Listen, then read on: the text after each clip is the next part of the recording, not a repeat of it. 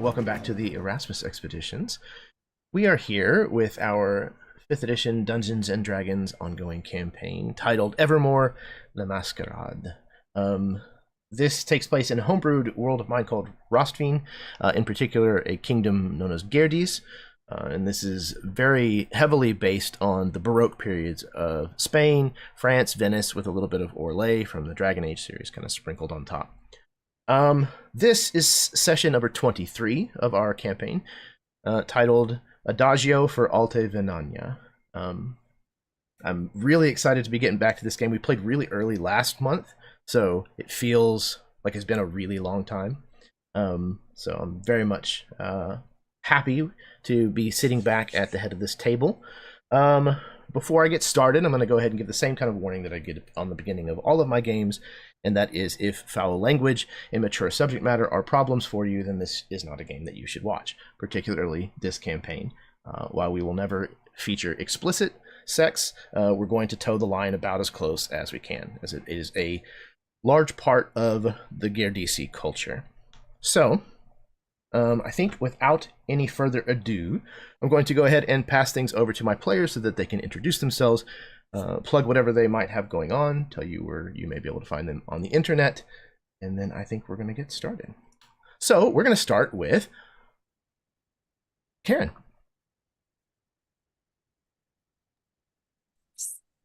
You got to give Kenya a break for every once in a while. Hello, I have everyone. to keep I'm her Karen, on her toes. right? Also known as Myth and Gears. I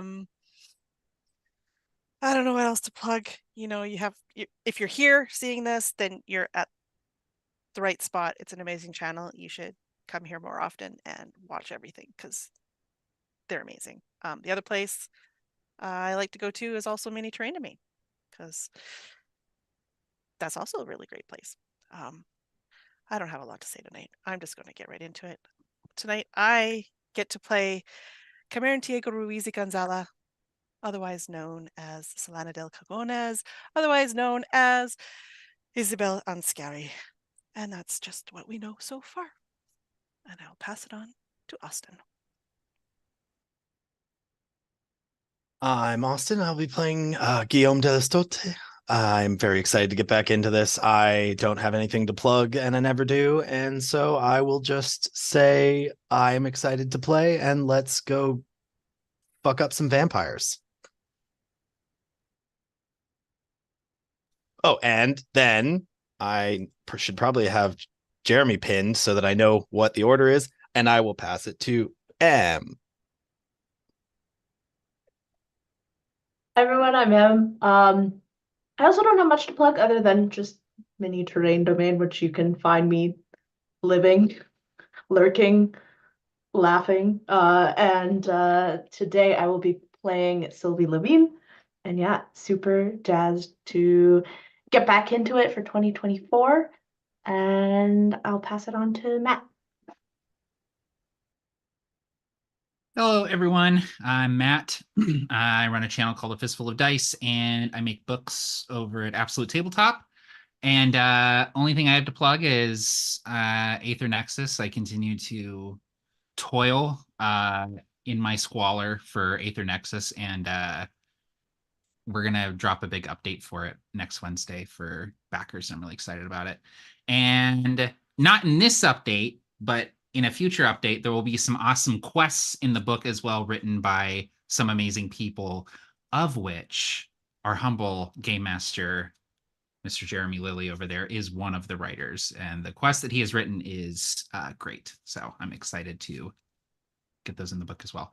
Tonight, as always, I'm playing Loxley LaCroix, a wayward swordsman with a checkered past. And yeah, it felt like a really long gap in between these sessions. So I'm very, very happy to be back. And I will pass it off to our esteemed Kenya. Ooh, esteemed. Oh, I have like a title now and stuff. Wow. Hey guys. Esquire. I am so excited to be back in this game. The normal month-to-month schedule is too long, and then when we have these extended ones, it definitely makes it for a terrible sadness as I await it patiently. Not so patiently. Anyways, tonight I am playing Vera Marion Wynne Messenero, who is the madam of the high-class brothel in the city that we are from, where everything takes place. And super excited to kind of see what's going on. And now that we have met a very important figure from Lox's past, perhaps an ally in our midst. Who knows? We'll find out tonight. And back to you, Jeremy. Yes, absolutely. It does feel sad whenever we have to go so long without playing. But absence makes the heart grow fonder, so I'm told. Yeah, this game has been a tremendous amount of fun so far. I've wanted to run this setting for a long time, and just never really had the right group, I think, to run it with. And I'm super thrilled that this is the group that came together for this game. All right, I think without anything else, then we can go ahead and get started. Are y'all ready to play some Dungeons and Dragons? Cool. Let's do it.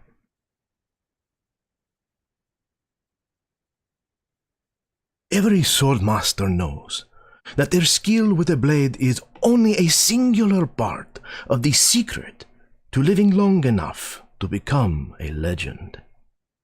The sword is but an extension of a duelist's body, and they must rely on their complete understanding of where every part of that body is at any moment. This could not be truer than the importance of footwork. Knowing where you stand and how your weight is distributed is vital to success, which is a lesson that could arguably be adopted for the rest of life. Always know the ground beneath your feet, and never fail to understand the battlefield in which you now find yourself.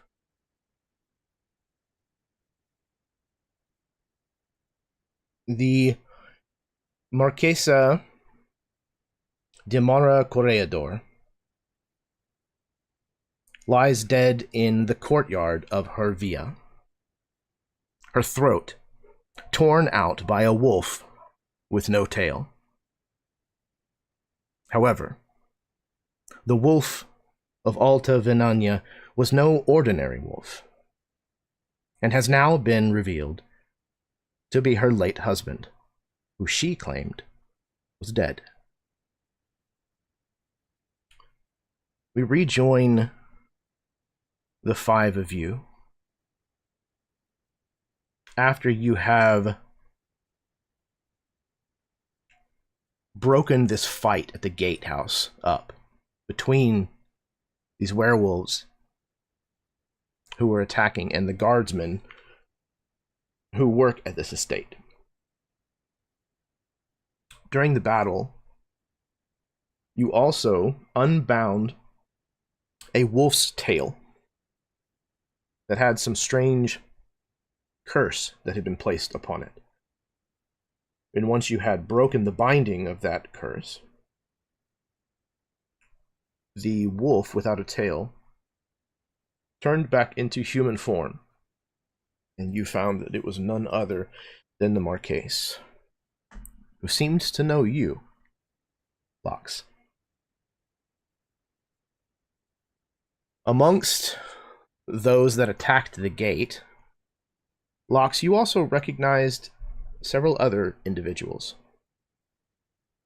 People that you used to run with whenever you worked under the highwaymen. So now, this Marquise has kind of come over to you and addressed you by name.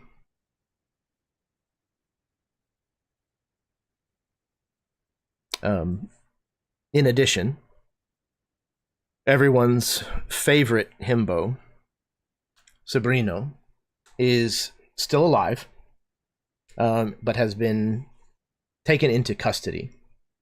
He's been placed in irons. It doesn't seem like anybody is really sure exactly what to do with him yet, but he is bawling, just absolutely crying.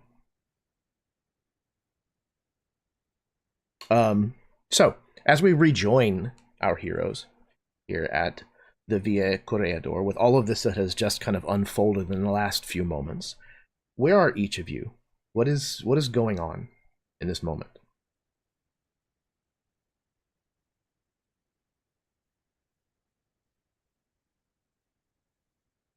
Are we inside still or outside? It's up to you. I think probably would have moved inside maybe to get the highwayman a place to sit down, since he's sans foot. Yeah, Vera's probably doing what Vera does, and she's kind of essentially maybe taking control of the staffing situation around everyone. And she's kind of maybe directing some of the guards and telling them to, start cleaning up the entryway and the outside area, the courtyard we were in. And she's addressing some of the maids and wait staff of the house and telling them to pull in various refreshments for everyone and find bandages and stuff for wounds and that kind of stuff. She's kind of just running a place like she does. So she's doing what she does best. She's being Vera and taking care of all of the little details. This house definitely seems like it was run by someone who enjoyed telling people what to do, and had an opinion about the way that everything that was done. So these people seem a little grateful that someone has stepped in to kind of give the strong hand that usually is needed to guide them. But they all seem pleased that you have a much softer demeanor about it.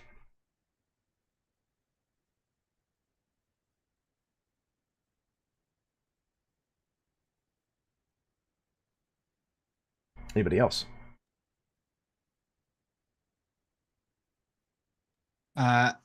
Lox is just sort of overwhelmed with everything that has happened, and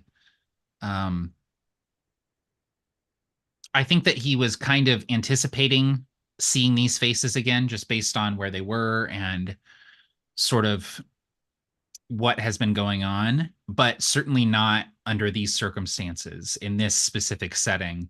And so he's a little taken aback. But as he sees,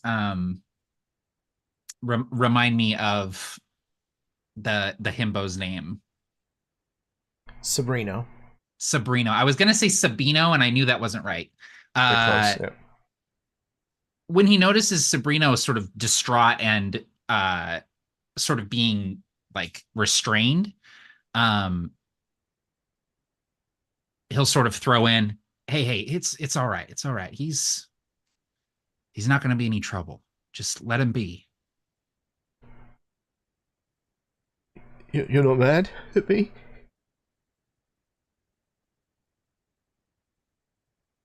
Not mad at you? What do you mean? For being part of her schemes, Oh, Sabrino, I don't think you've ever been part of a scheme, per se. Come on, it's all right. Everything's okay. You're sure? You're not mad? I honestly am experiencing too many emotions to be mad at you. Oh, okay. And they kind of, will acquiesce and take his manacles off, and he throws his arms around you, and he hugs you. And Locks returns the hug and will like give him like a really good sort of deep squeeze, and will sort of say quietly to him, "Why don't you go get a drink, sit yourself down, and just take a moment, okay?" He kind of sniffles and kind of wipes his eyes on the back of his like ruffles. I think that's a good idea. I think I'm gonna have some of that mead. It's really good. It's a good idea. He kind of And wanders off. yeah, as he walks away, Locks will do the like checking him out as he's leaving, and then his gaze will return to these familiar faces, his old crew.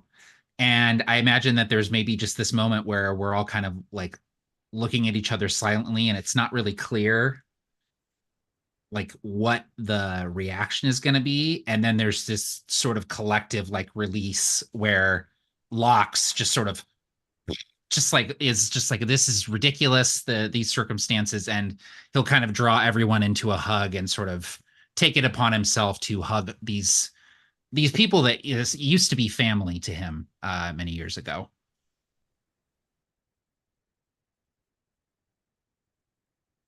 I think throughout all of that, Guillaume, like noticing that Locks has like reconnected with people he used to know, he's like kind of keeping like a footman's distance sort of thing, like a respectful distance, so he doesn't seem too close, but like watching with the eye of a jealous lover who's like, they just saw their ex again, and I'm like he's just immediately like kind of on guard, but trying to play it cool. So he's just like eventually, you know, after you're like hug, like, nice to meet you, Guillaume. Locks, who are your lovely friends here. It's a pleasure to meet all of you. So many people friendly with our good friend. We have so much in common already. Locks will introduce each of them, and then he very like reverently says, "Everyone, this is Guillaume. And honestly, I think you'd all love him." And he means that like genuinely, like sort of like, this guy is your kind of piece of shit. You guys will love this guy. Yeah, like maybe not picking up on that subtext. Like you can tell that like Guillaume is like there's just like that little like, you know, a tear almost coming out and getting sucked back up. But like, well, it's really is a pleasure to meet all of you. And he's clearly like that broke his tension, and he's just a little more like, okay, let's actually meet you people. And just kind of starts palling around, like talking to them and kind of asking them questions about like, you know, what's going on with them, what it's been like doing, especially because he's also a little excited about like, so like, what's with this, like, so how many of y'all are where, like how where, and he was just like very carefully asking like, oh, so like, what's up with that? Do any of you, do all of you, just this and that will thing, like. Remind me, who is it of the old gang is still here? I know the big super duper teddy bear. Highwayman was there. Pig was there. Pig, that's his name. I'm checking my notes. I think it was M, your character, who died in that flashback scene, right? Okay. Mm-hmm. Yeah.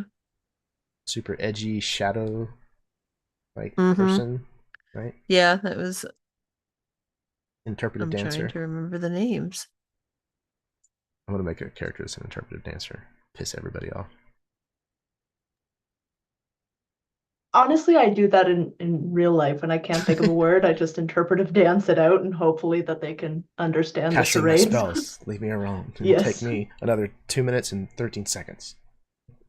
Blackbird was M's character. Three Fingers was Blackbird. the archer, which was Karen's There you character, and Jasper was the monk like character, my character. Awesome. Thank you. And then Pig was Austin's lovable goof that we want to spin off of. The Adventures of Pig and Sabrino.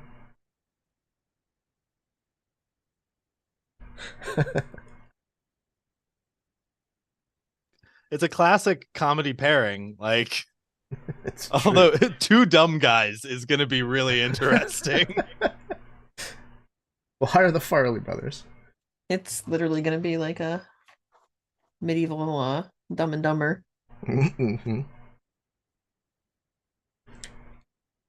So, is there a response from any of these other characters to the introduction of Guillaume?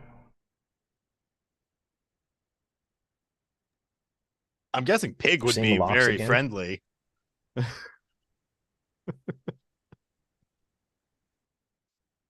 I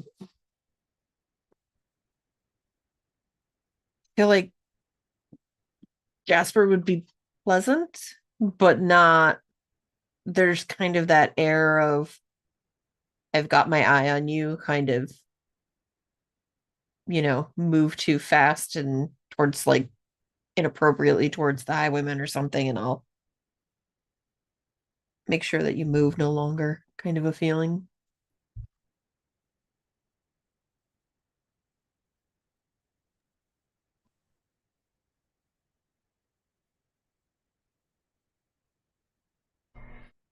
Okay. And elsewhere in the Via is what are the rest of you up to? It seems I think like Sylvie there might be saw. a celebration like oncoming. Just as a sorry, go ahead. Yeah, I think, as soon as Sylvie sees that Lox is reuniting with his old friends, she gives him some space. She does the opposite of Guillaume, is genuinely happy for them and gives him the time that he needs to uh, to catch up. And she's gonna take the time that she didn't get as she was running frantically through the halls to really take in the house. Like you said, it was very meticulously decorated. And so she's gonna take stock of that. She is just gonna be taking a breath and just opening up her sketchbook and just kind of drawing everything that she sees as she makes her way towards any other group of people.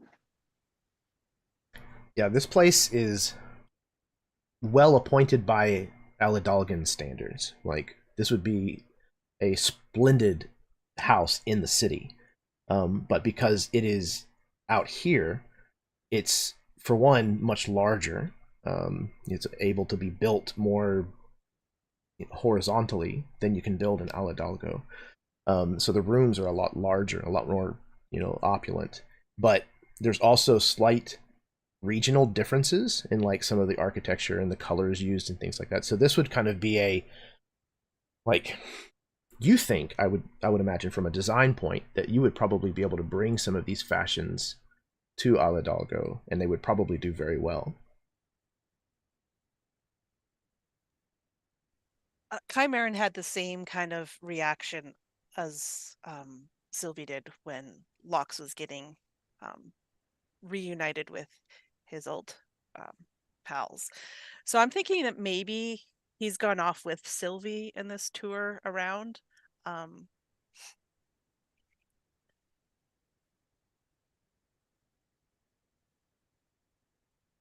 Kind of curious as well about like the style of this place, because while it's somewhat like home in the fact like of how spread out and spacious it is that way, the art and the architecture is vastly different than what he's used to from home. So, and having Sylvie there pointing out all these fancy terms and things is just eye-opening. I imagine that there is a point when like Sylvie is so just like lost in the design and the decor and drawing. There might be like a long silence that happens. So then when Chimeran speaks, you almost see like Sylvie like jump as if she, forgot that he was even there.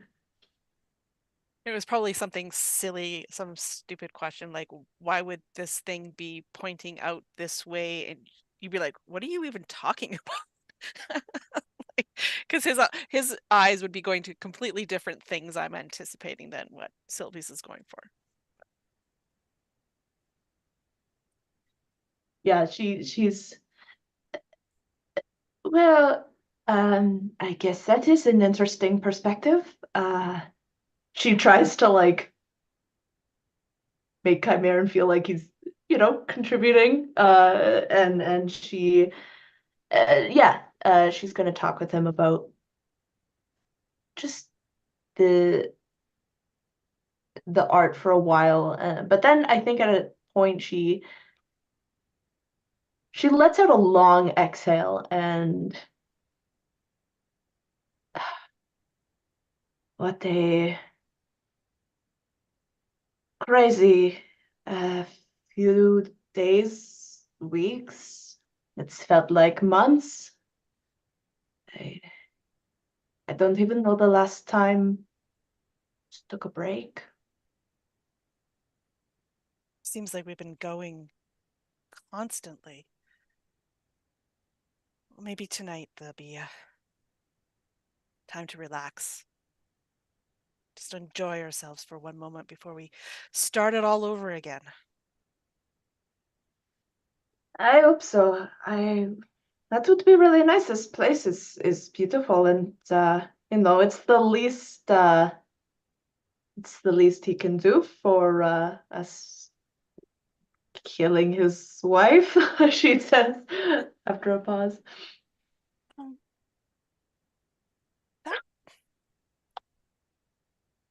That tail, the spell that was on it. Mm. Do you have any idea how it was done? If I remember correctly, Jeremy, there were those similar runes that were carved into it, and that's what was giving it the magic in order to stop him from transforming back. Yeah, it seemed to be reminiscent of a moonbeam spell.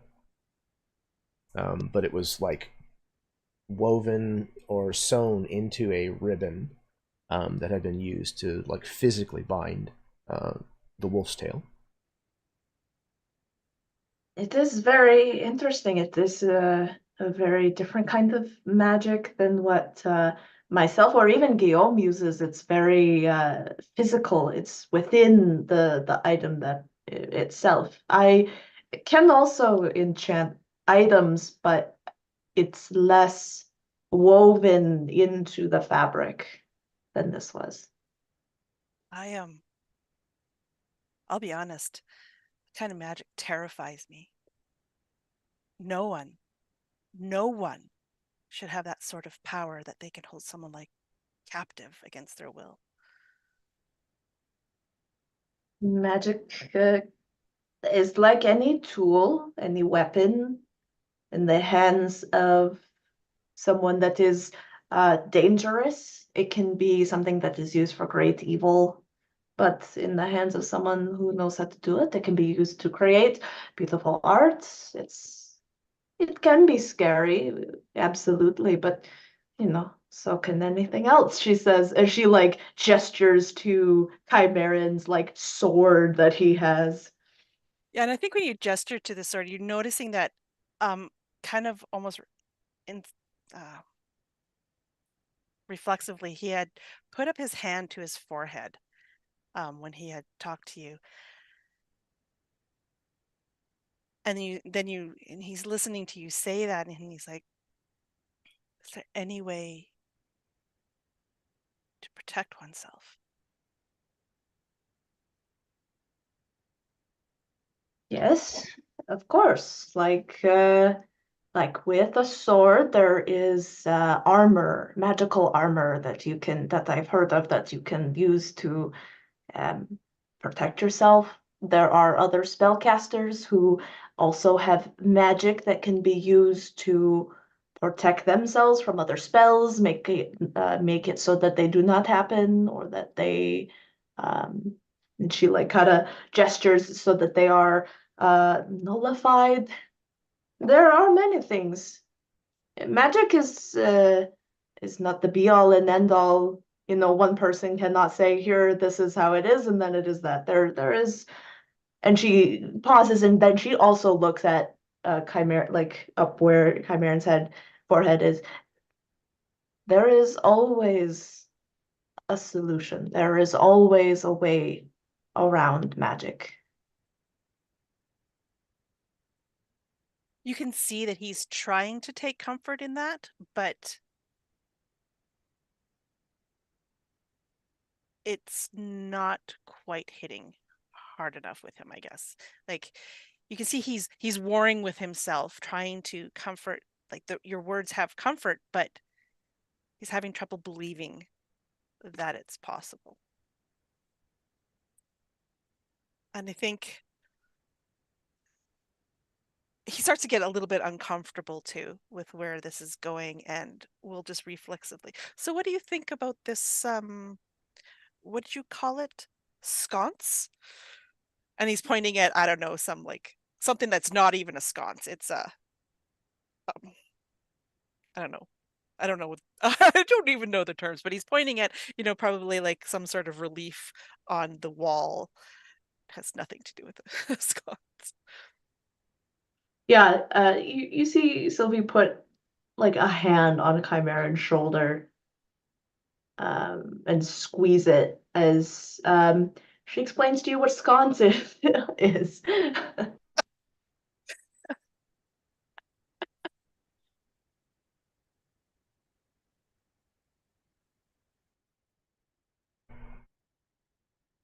All right. So, as I said, it seems as though there's a celebratory mood that is kind of taking over, and it's nothing official. It's very kind of organic in the way that it just kind of seems to develop. But bottles are opened. Food is being brought out. There's a few people who are even finding instruments and starting to play. It seems as though the intent is to turn this evening's events into a positive atmosphere. Many of the people who were werewolves not that long before have transformed into humanoid form and are milling about and socializing with even some of the guards who they were fighting against mere hours before. It seems as though, even though the Marquesa's death is a profound happening, that most of these people have taken it to be a good thing. There does not seem to be a lot of people who miss her here at the party. Chiefly of which, perhaps even the only exception, is the Marquess himself, Rene Madera Corregidor, who has found you again, Locks, at some point. Again, you've never seen this man's face before. Not from the nose up, at least. And most of the time, you would have a hard time believing that this was the highwayman. The way he behaves, the way he talks, it all seems different. He wears the clothes of a marquis. He seems to play the part of a marquis very well.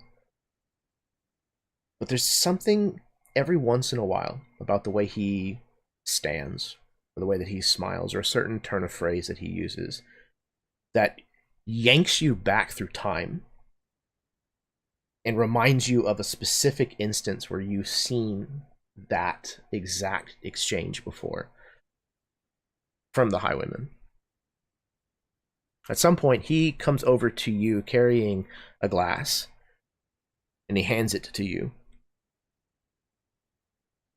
I imagine that perhaps you have a lot of questions.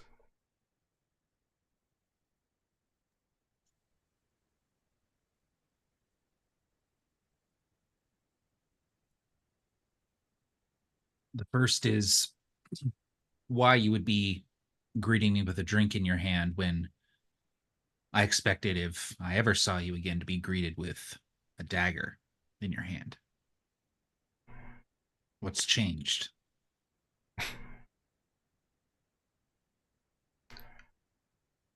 Perhaps I have. I find that hard to believe, despite appearances. He shrugs. Perhaps we can call it time, then. There has been a good bit of that, hasn't there? More than I'd like to admit. Please. He offers the glass a second time. Lox takes it, and he maybe like strolls over to if there's like a seat, a little sofa that he can sink into, and he'll lower himself into it, take a drink, and say, I never expected to find myself back out here, but seems some thread of fate has come unraveled.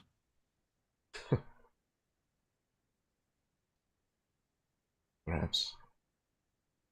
Perhaps it is Evandel herself who is seeking retribution, justice on me. I did not foresee that I would ever have to come back from such a long time away from home. Like this. Kind of shakes his head, looking outside the window at the spot where just a few moments before the Marquesa's body still was lying on the tiles outside.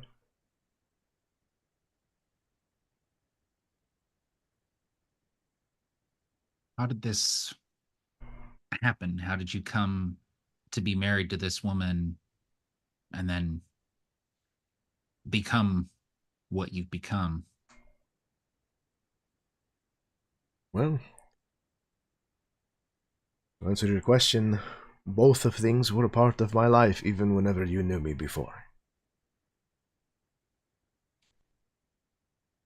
I have been a lycanthrope for nearly 3 decades now. In fact, it was the first thing that showed me that there was something else out there, aside from the life that I was leading as a marquise. It gave me a taste for adventure, for running wild and free. I realized what I was missing when I was surrounded by all of this.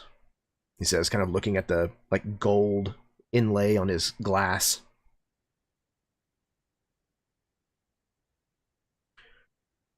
The Marquesa,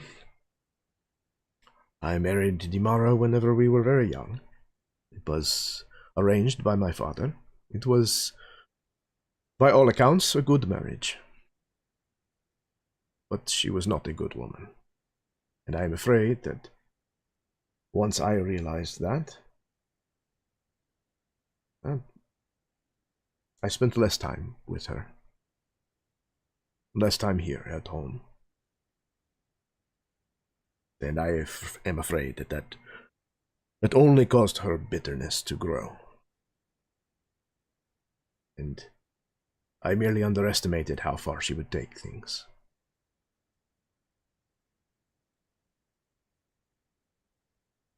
But he kind of claps his hands.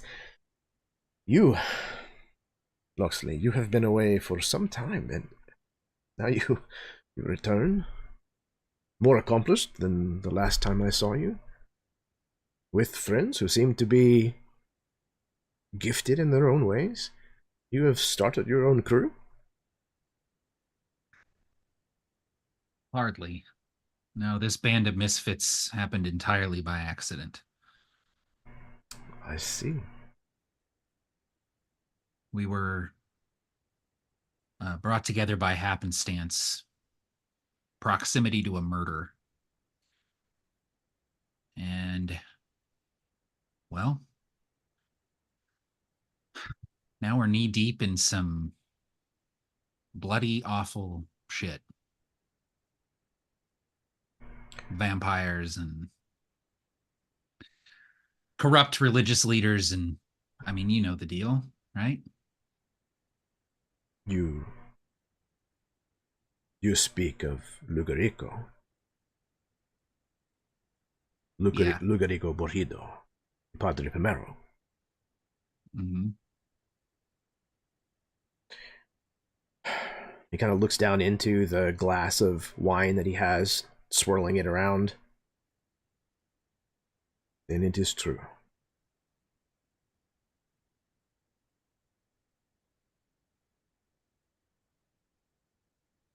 You know, you mentioned earlier that what led you to become the highwayman was a fear of missing out on adventure, freedom. What was an adventure for you was survival for me. And I always assumed you had another life. Why else would you hide who you were? But you turned me away. I've been alone a long time because of you.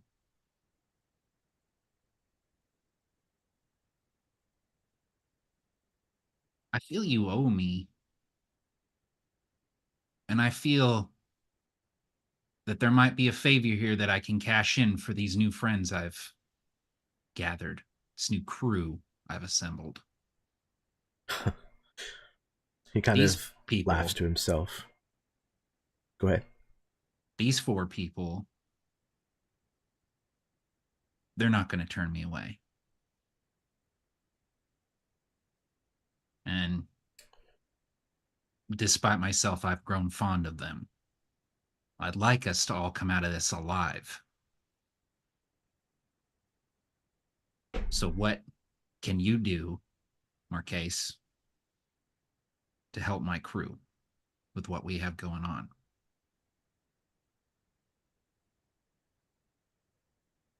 He finishes his glass and he moves over to the decanter and pours himself another.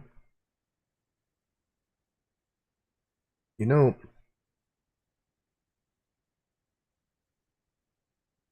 I cared for you like a son. In fact, I thought of you that way. It was my intention to pass down the Corregidor fortune, the title, and the name, the Highwayman, to you, as it was all handed to me 25 years ago.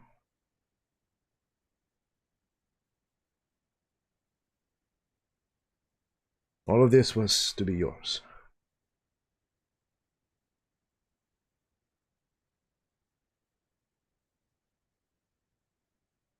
That day, I made what is perhaps the most regrettable choice in my life.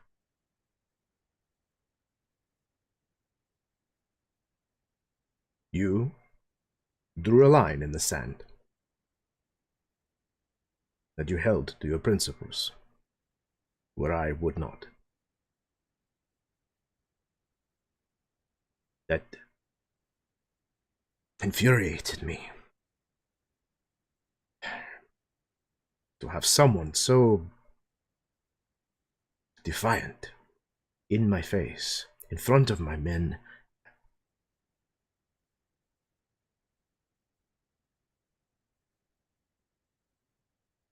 I was a much younger man, and I was a fool.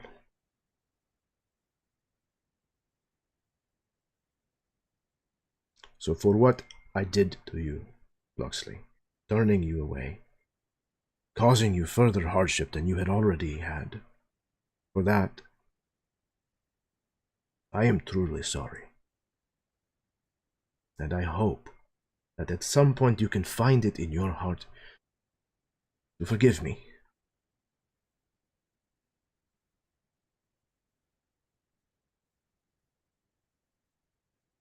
But as to your request.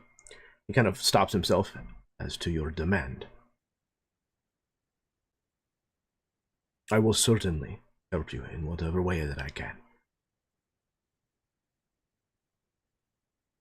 Taking a fight to the Padre Primero is not exactly what I had in mind, but if that is what you require, I will give what I can. But what I ask of you in return, this forgiveness, I do not want that to be transactional. I do not want to feel as though I am purchasing your forgiveness. So regardless of whether you forgive me or not, you have this help.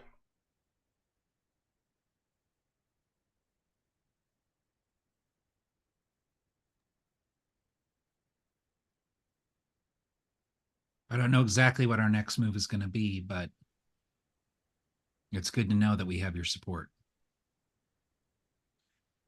As for forgiveness, I don't know about that yet. But for what it's worth, and Lox will sort of stand up, drain the cup, and sort of leave it on the side table next to this sofa. For what it's worth, I thought of you as a father, too. And he will walk away.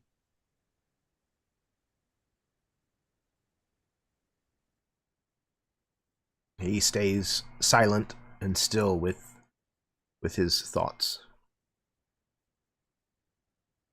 Okay.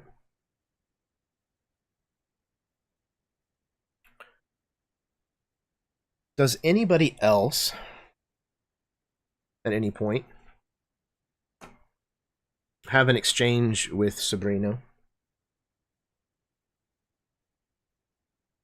Yeah, I think Guillaume at some point, because I was kind of nearby when Lox was talking to him, and Guillaume's just been thinking on his remark the whole time, and so he's just gonna go over to Sabrina at one point and just like, so I'm a little fuzzy on the whole thing. Can you just walk me through what her plan was the whole time? Like what was she trying to do, and what was your part in it? I'm just curious. She hated him. And we were in love. So we made a plan to not get rid of him. You kill him. I didn't want to kill him, but just to make him go away. She had some kind of magic she did, and she figured out some kind of way that because he was a werewolf, she could keep him turned into a wolf, and then he wouldn't have any reason to stay around the villa, you see, and then after a while, her and I could get married. I could be a marquise. Right. Okay, all of that makes sense. The part that I'm getting really caught up on is the you falling in love with her. Her falling in love with you, I get. I mean, come on. But what was it? Can you give me 3 good qualities? Well, yeah. Tomorrow was well, she has a huge bed. It's very soft. Okay, I'm going to stop you there. I don't think you need to keep going with any more. I've kind of gotten the impression from that one. Cool. Yeah. Cool. No, this is great. I was just curious. Thank you for clearing that up. Of course. Yeah. Yeah.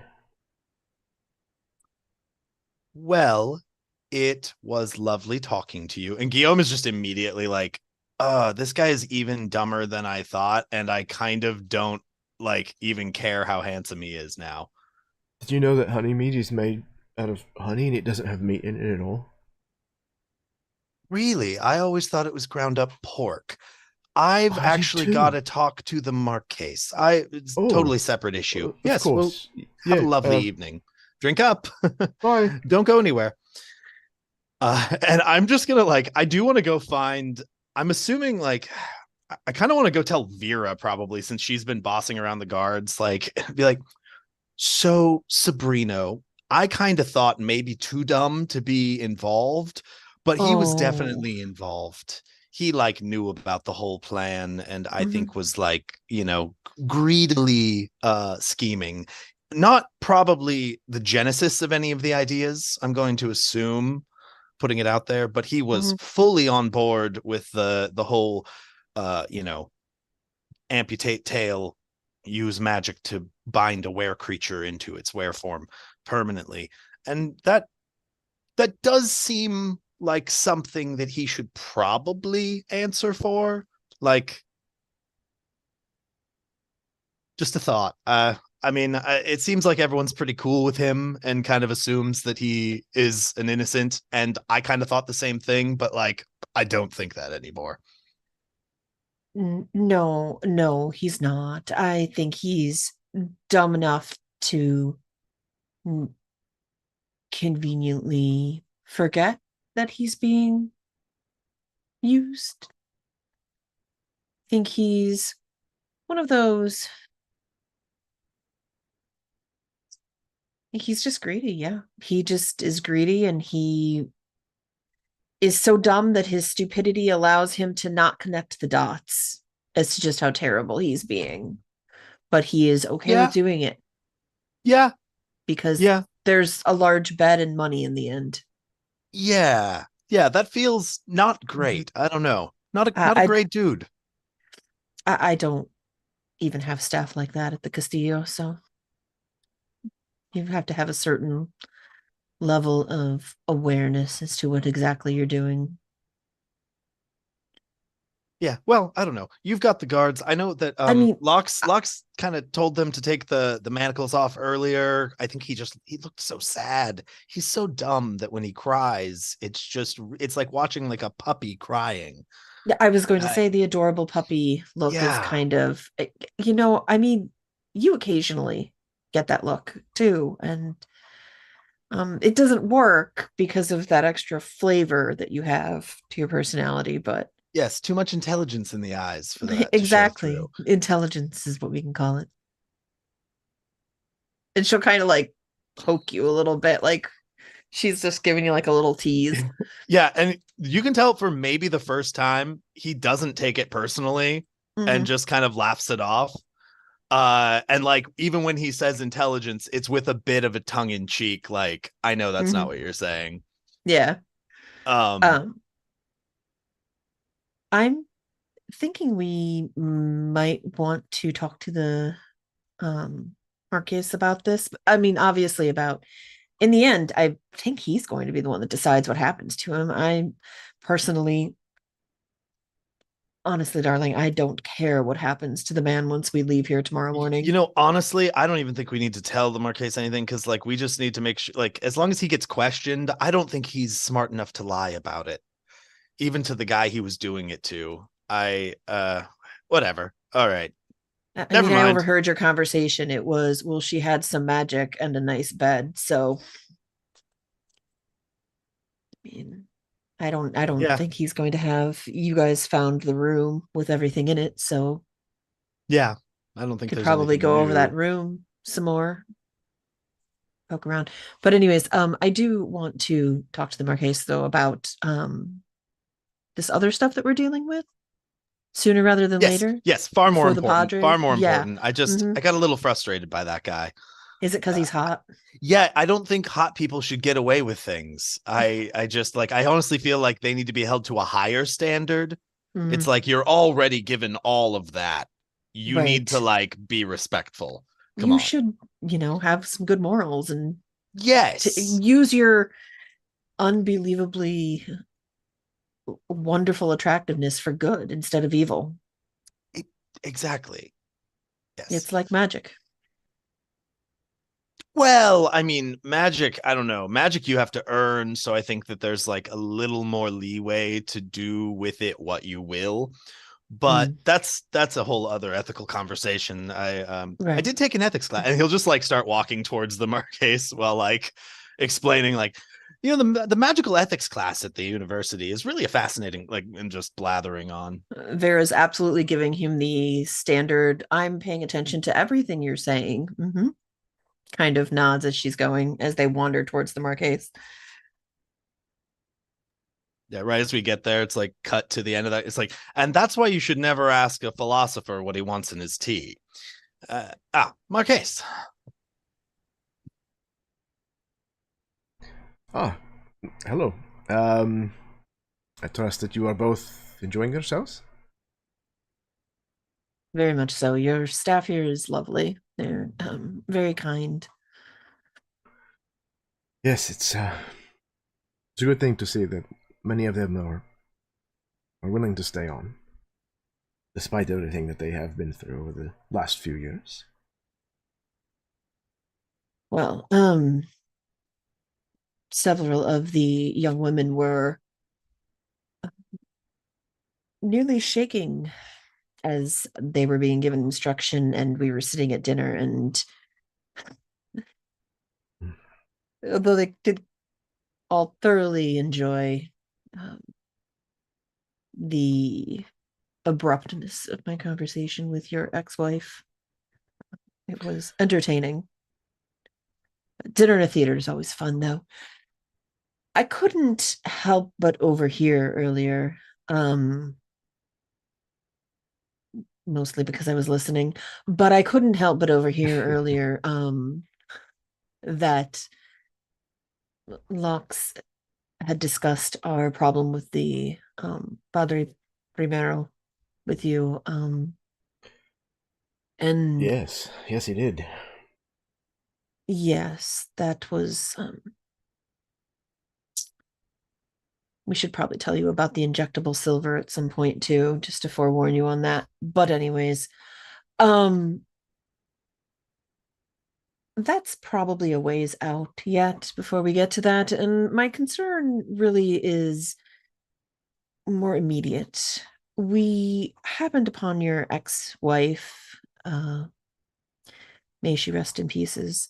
We happened upon her carriage tipped over on the side of the road and saved her from the roof, et cetera, et cetera, et cetera, and ended up here because we are actually heading in the opposite direction to rescue a large group of women who are being held against their will. See. Forgive me. You seem very familiar. Have we met before? Somewhere? My name is Vera. I run the Castillo in Alidago. Ah, yes. Of course.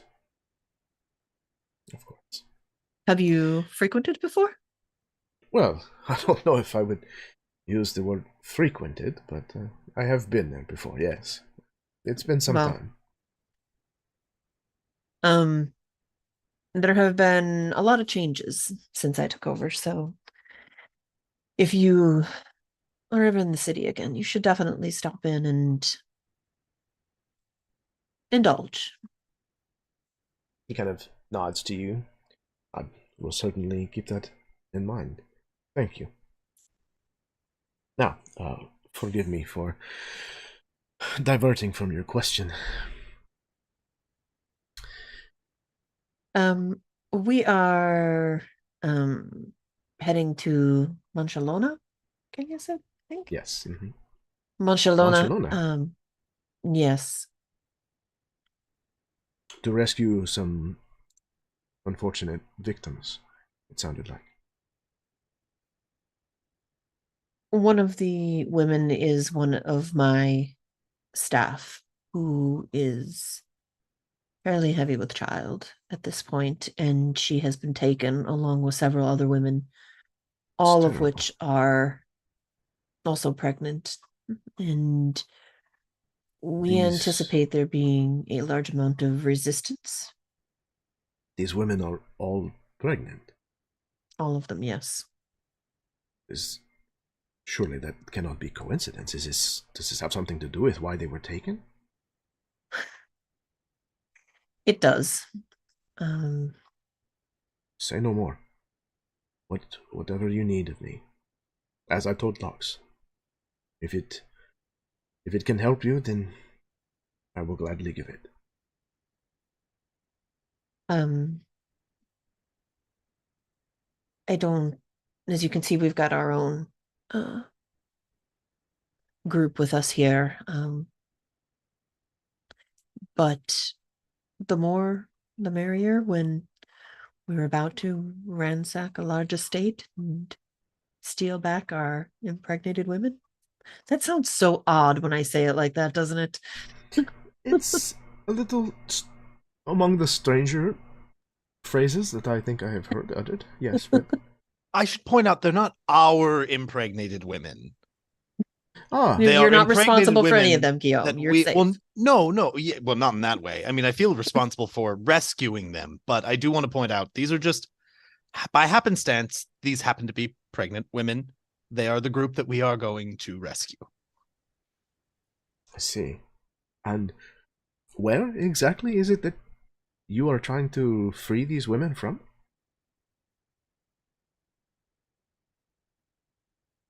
Enya has been scouring her notes. Do we know the exact location, or are we just going like? So you. Sorry, go ahead, Karen. I was just gonna say we're going off of the vision that you had, and right. the fact that Chimeran recognized the road. Right. That's what it was. Okay.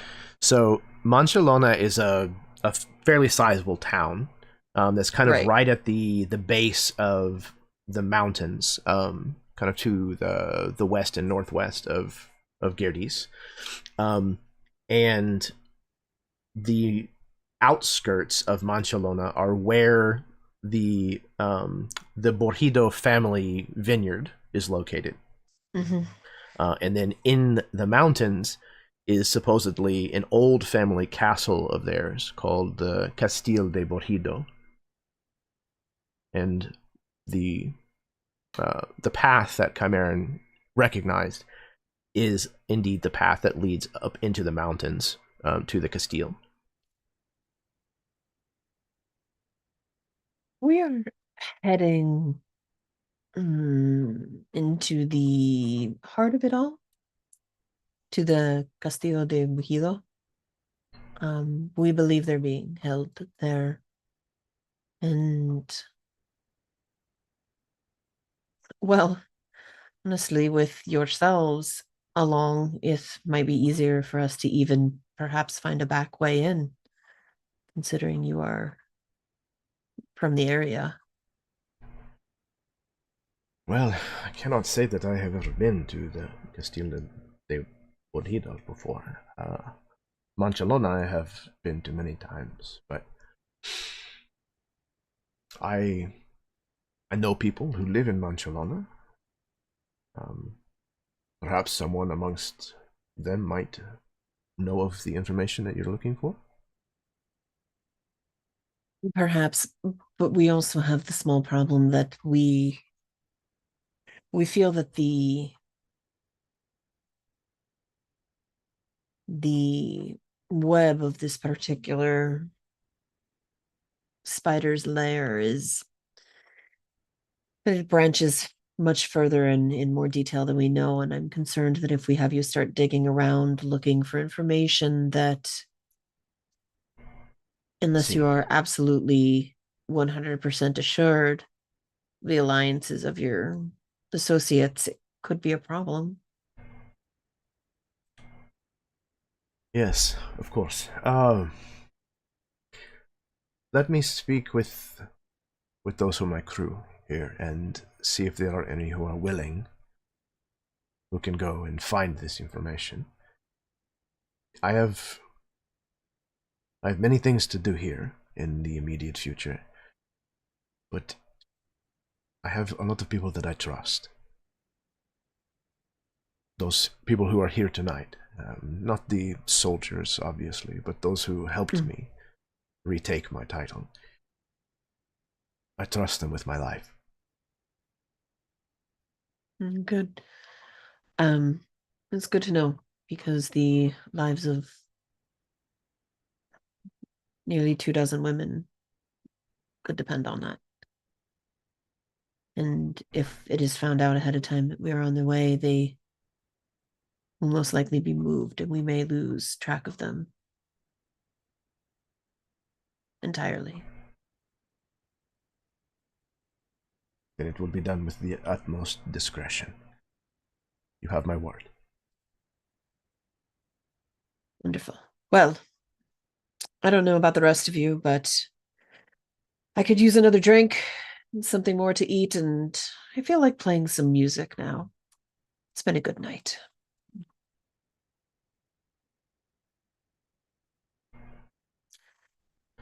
Guillaume, perhaps you and he have something to discuss?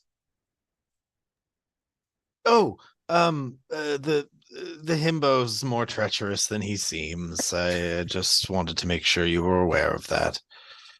He's The himbo? the Sabrino, the gorgeous piece of Sabrino. meat. Yes. Yes, he was at least complicit. Yeah, I thought he was probably an unwitting conspirator, but it sounds like he was a pretty witting conspirator, but without the wits. He was once a knight who served me. He will be punished. Okay, cool. It's no big deal. I don't really care that much. I just, too hot to escape justice. I thank you for your recommendation, Signor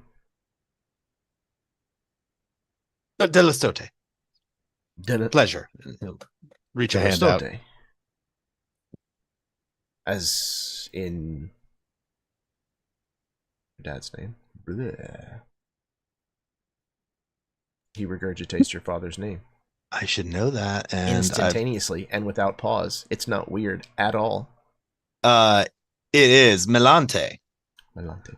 As in Melante Delastote. Visconde. Oh, yes. You know my father? I do, yes. Perhaps one of the men that I trust the most in Alhidalgo. Well, that's fair. I think he would be rather surprised to find out that any friend of his is also a brigand in the countryside, but I'll keep that between us. Perhaps that is best. But how do you know him? I went to school in Alhidalgo, to the academy, for a short time. Ah, I'm an academy man myself. I still attend from time to time, but yes, pursuing several majors. Have not quite settled on one, but I am one credit away from 3 of them. And what school of magic do you study? Illusion, mostly. That's the one that I seem to have found myself gravitating towards. Theater, you know how that is, tends to contribute. And he kind of just there's a half-hearted things like that. You're very good with a fireball too, Guillaume. Don't sell yourself short. Oh, well, yes, I have had to extend some of my learning into the more martial of the spellcasting arts as of late, since we have found ourselves in rather rough circumstances. At the academy, I was mostly focusing on, illusions and minor enchantments and a lot of alchemy. But out here, it's been a lot of how can I send the most amount of powerful death towards another person as fast as possible, so that they don't run their sword through me, kind of thing. I did always like evocation. Bit of I'm a sorry. soft spot. I did always like evocation. I had the soft spot Yes. for it myself. It's the most fun. I will say that. It's the one that feels the best coming out, you know? It got us out of class more than once. Yes, a fire will do that. The evocator classes were always much shorter. Usually when 1/3 of the class went to the infirmary, it sped things along for the rest of us. Yes, But there was many times when your father, well, perhaps that's no, better story no. for a different time. I mean, listen, every story I've ever heard about my father has been he was the most studious, the most rule following. So if you've got something juicy to tell me, I really need you to tell me, because I literally have never heard anything contradicting the image that I have of him, and I would love something like that right now for personal reasons. Well, let me tell you then.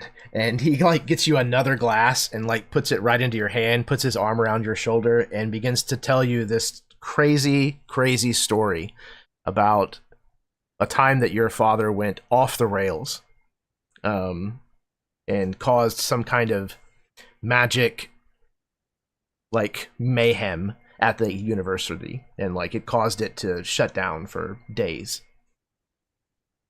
Yeah, and Guillaume will just be like gawking in amazement, and like just occasionally just muttering like, and they let him run the place. It was all Like- because of a girl that he could not get out of his mind. That was a hell of a summer. That seems to run in the family now, doesn't it, Q? Well, we do make an impression. Vera leans in. What was her name? You're asking him? Yeah, she's asking the highwayman. Her name was Divana. Divana was her name. I have not thought of her in a long, long time. I wonder what happened to her.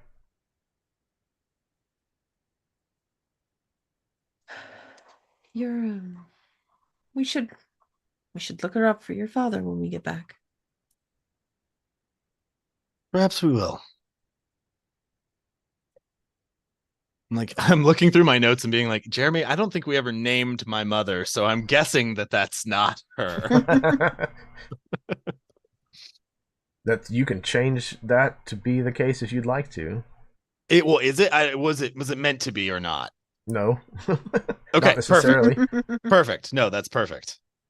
These are Gerdessi, man. Mm-hmm. They don't have genealogy because it's just too hard to. It'll be very confusing. It's all wrong anyways.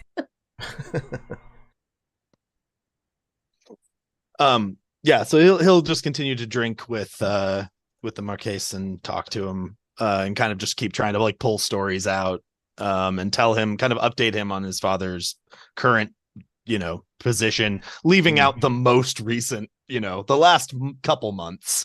Although he probably will be very straightforward about like, well, it's a whole thing in the city. I'm wanted for murder. I didn't do it. Because like I think him being the highwayman, he'll probably understand, like, he's not going to have a problem with me being wanted. No, he does not seem to. Yeah. He keeps hinting on the fact that you should wear a mask, though. Like, he keeps going back to that over and over again. He's like, but all the time, but like, hold on. And he'll just disguise himself in front of him. He goes, I tend to do this when I'm going about trying to be unnoticed. And he like does his nondescript man in like nondescript clothes. I can see how that would come in very, very handy. I should have hired an illusionist. All these years. Yes. There is one other thing I did want to ask about. So the the wear thing, how long have you been doing that?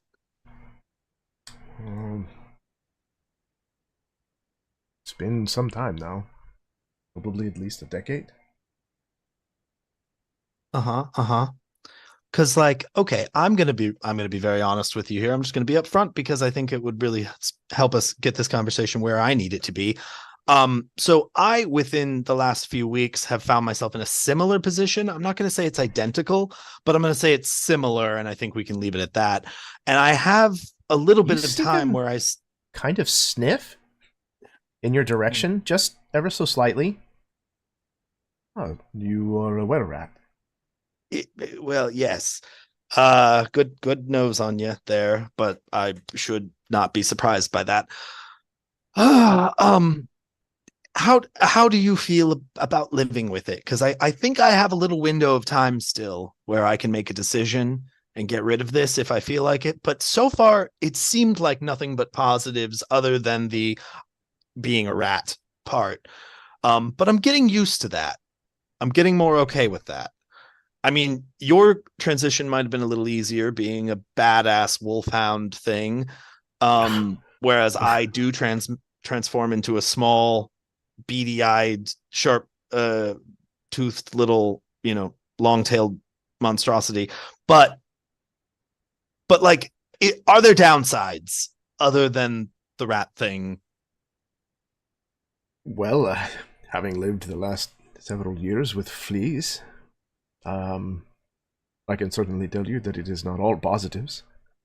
Yeah, Guillaume takes just like a small step back, like trying not to be rude, but just taking like a little bit, like getting a little further away. And that's like when you transform back, the fleas are still there. No, I hope not. Okay. Well, I haven't noticed any, if that's what you're worried about. But to be honest, it has to be your decision. It's a matter of whether or not it is right and good for you, in your situation. For me, I embraced it. I enjoyed what it gave to me, because it filled a void I did not know I had. It allowed me to not be the Marquise, to not be Rene. Instead, I got to run free, away from these walls and all of these trappings. It was a good thing for me. So the decision was easy. It's funny because all of that happened for me when I got accused of murder. I'm surprised that that's been such a freeing thing, but like, just realizing that, you saying that, I didn't really think about, I've grown up with my father. You know my father.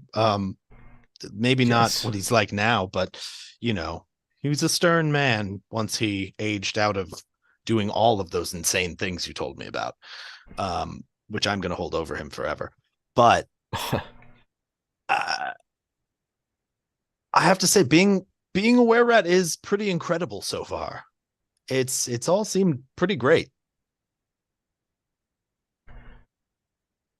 Well, if you will forgive me for being so bold, but it sounds as though you have already made up your mind. I think I have. I just it was helpful to check in with someone who's been doing this sort of thing. I talked to the were-rats in the city, and they're great people, but I'm like, yeah, you guys are living a whole underground sewer life, and I don't know if that's for me. But they all liked it, and I just wasn't sure. But thank you. Of course. I hope that it ends up filling a void for you as well, whatever it is that you are missing. Oh boy. Yeah, maybe turning into a wolf would help for that. It's a much bigger creature. But I'll leave you to the rest of your guests. Thank you for indulging me for so long. And he'll kind of give a slight bow and turn to kind of mingle.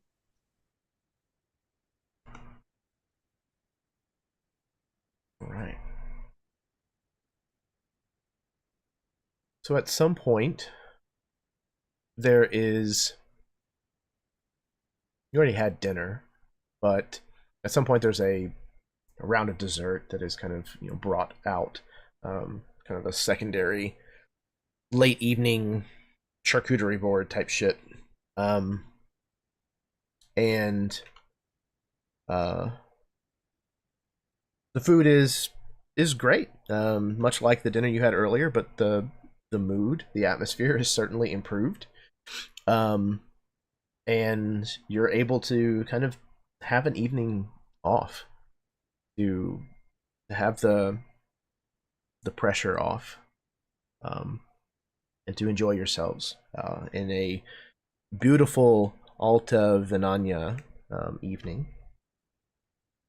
Is there anything else that anybody wants to do before you rest for the evening?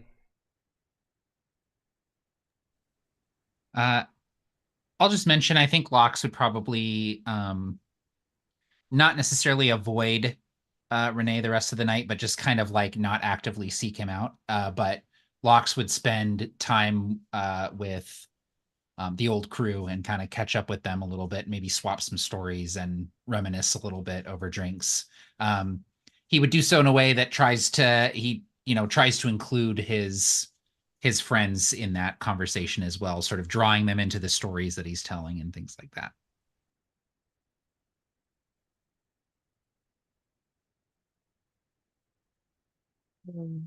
Vera would participate in the conversation, and probably tell funny stories of things Lox has done, probably recount the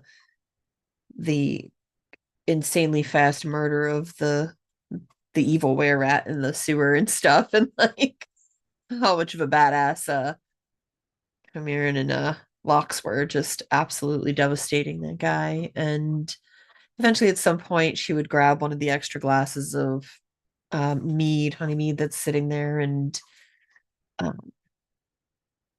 she'd probably wander out onto some patio and stuff. And before she goes to bed, she's going to send Ella a message. And she's just going to say to her, I hope I'm not waking you. I just wanted to say goodnight. And I will see you again soon. Sleep well. And then she'll just leave it at that.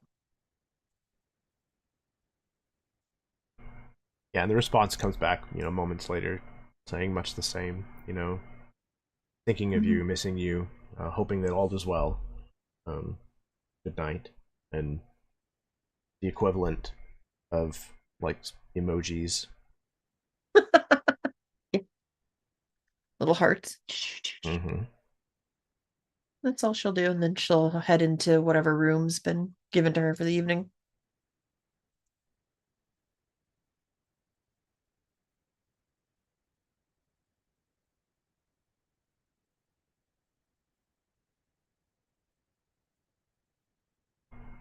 Okay. So you are all shown to well-appointed rooms, and allowed to make yourselves comfortable for the evening. You are able to have as much or as little as you would like to drink, eat your fill as well, and then you're all going to get the benefits of a long rest as you get a good night's sleep. However, at some point in the night, who is it that has the two red leather covered books that you have found? The one that you found on the Marquesa and the one that you found in the safe of the husband of the one-armed elf. I'm pretty sure I have the one from the Mercusio's place. Okay. Who has the one from the Marquesa? that you would have just found the previous evening. Does Sylvie have it? Because Sylvie was the one that went in there, and It's either Sylvia or Guillaume, I think. 'Cause yeah, one of those two would have it. Or does Guillaume have it? Maybe. I think Guillaume has it. I was Okay, looking on the Sylvie. I was looking on the wrong sheet. I do have it. I have it on Okay. book bound in leather. Okay. So Guillaume and Chimeran, both of you, as you are lying in bed, fast asleep, middle of the night, both of you actually hear what sounds like a distant chorus of voices whispering.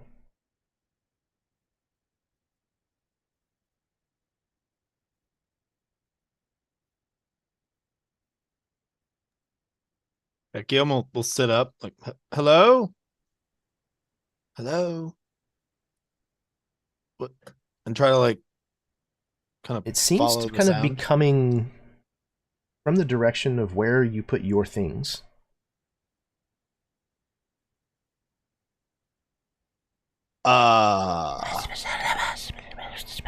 He'll kind of just tentatively like reach, like open the bag, kind of see where like what it's, if it's an obvious thing it's coming from. Is there any glow or anything? Like, I'm not going to reach in or anything. That's way too ominous. You realize, like, as you open your eyes, that your room, which was pitch black when you went to sleep, that there is a faint glow, a faint illumination coming from the area where this whispering is coming from. And as you sit up, you notice that it looks like it's coming from inside of your bag. Wherever it is that you put this book. That is not something that I feel like I should investigate by myself. I would probably at least wake up Sylvie, thinking like thinking about waking up Vera, but like maybe not wanting to get everybody right away, just to be like, hey Sylvie, sorry to bug you. That book is like glowing and whispering, and that seems bad, and I don't really want to check that out by myself, just in case like someone needs to like pull me out or something. Do you have a minute? Yes, Sylvie, you see her, as you, I assume, wake her up, groggily, Guillaume, what is happening? You mean you don't hear usually voices coming from your books? As she kind of stands up, getting dressed and following Well, Guillaume. no, usually only when I'm reading them. And he'll lead her to his room. Like, is it still like glowing and whispering? Yeah, so you kind of like come back into your room, pushing the door open, holding, a oil lamp or something equivalent in your hand, and staring straight at your bag. There is no glow. You hear no whispering. Guillaume? How much did you have to drink? What did you have to drink? I'm questioning that now myself. I'll like set the lamp down and kind of walk over, flip the pack open, and I'll actually just kind of dump it out, like kind of lift it up by the bottom and just dump the contents out on the floor. You kind of do that, and they all tumble out onto the rug. The book kind of takes like a single spin, like it lands on one of its edges and spins and lands. And you know how like in the Fellowship of the Ring, how the ring hits the ground and it stops in a very unnatural way? This book does that. It hits a corner, falls flat, and does not move.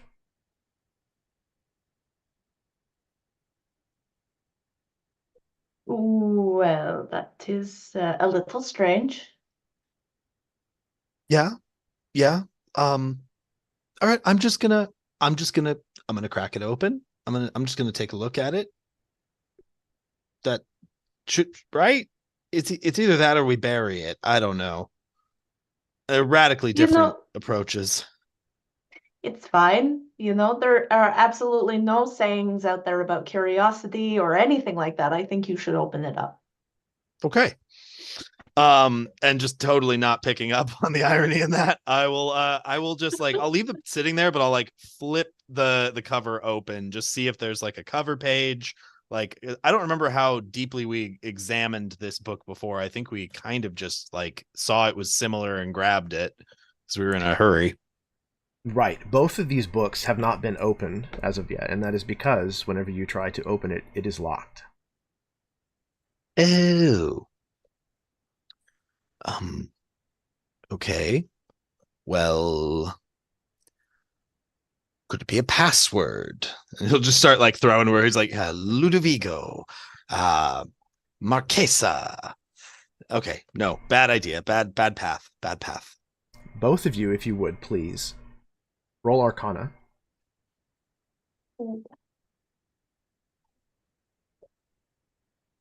I'm good at that, and I rolled high. I'm good wrong. at that, and I did not. I got a 10. I Okay. have a 26. Oh, okay. No, sorry, 27 because our proficiency bonus went, or my intelligence went up. All right.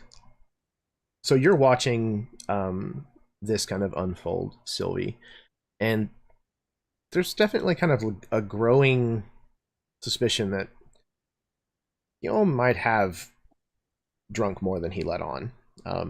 That maybe this is just a little bit of his imagination kind of taking away with him, running away with him. Guillaume, you've noticed that from where this thing fell to the floor and where you set down your lamp, that there is a shadow, like a harsh shadow of the edge of the bed that's beside where the lamp sits. It is casting kind of like a very distinct, clear shadow over a part of this book. And the part that is in the shadow has a weird shimmering effect to it, almost like blur or blink.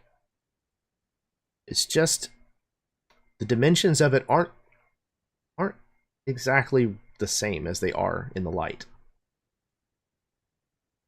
I will just kind of slide it fully into the shadow. I think he's being paranoid at this point, and he'll just pick up like another piece of his kit, like an extra boot or something, and just use it to kind of push the book into the shadow. You push it into the shadow, and you can see this effect intensifies. It spreads to the rest of the book, where it looks like the book might actually be just a little taller, maybe a little wider, a little narrower, that the shape of the binding might be a little bit different, the shape of the lock. You think maybe there could be a ribbon or a chain that might kind of bind it. It's not coalescing enough for you to get a lot of good detail, but it seems closer to fabricating, to manifesting here in the shadow. Sylvie, turn off the light, turn off the lamp, like close the shutters, please. Yeah, Sorry. Sylvie understands this like look in Guillaume and is going to quickly close everything, turn off all the lamps and everything like that. You darken the room, and there's a few beats of complete silence, maybe even like while you hold your breath. And then both of you, Sylvie, you as well, you hear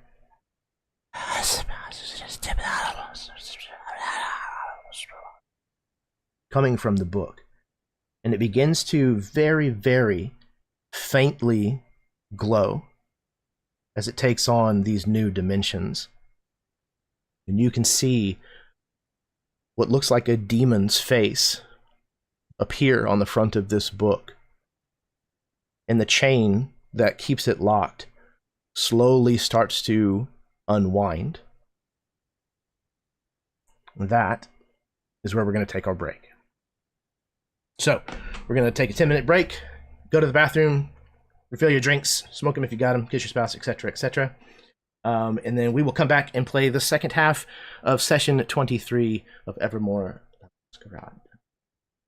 Sit tight. We'll be right back. This is fine.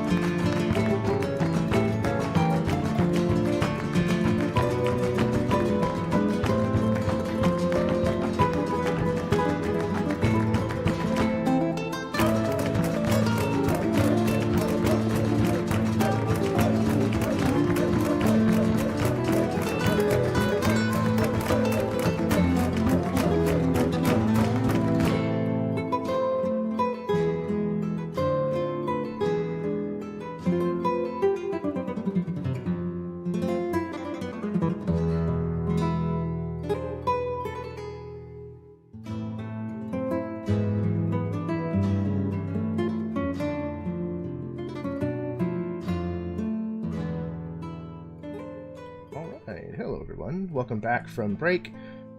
This is session 23 of Evermore le Masquerade, titled Adagio for Alta Venaña.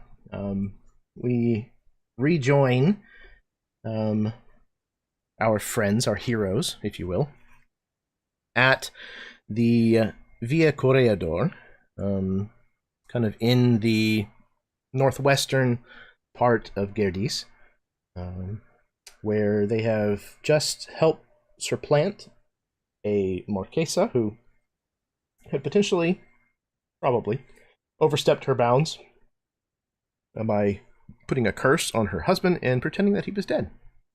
You have reinstated the husband to his position, who just so happens to be an old friend of Lox's. However, it is as you are getting ready to turn in for the evening that it sounds like things might be turning interesting. Before we get back to what's going on in Guillaume's bedroom, we find ourselves a little earlier in the evening with Chimeran. Where is Chimeran? What's he up to? Chimeran at this moment is striding through the hall, trying to be very quiet. All the others have gone to sleep, and he's out prowling about. And he approaches this one door and makes a quiet little knock on it before opening it and going inside. And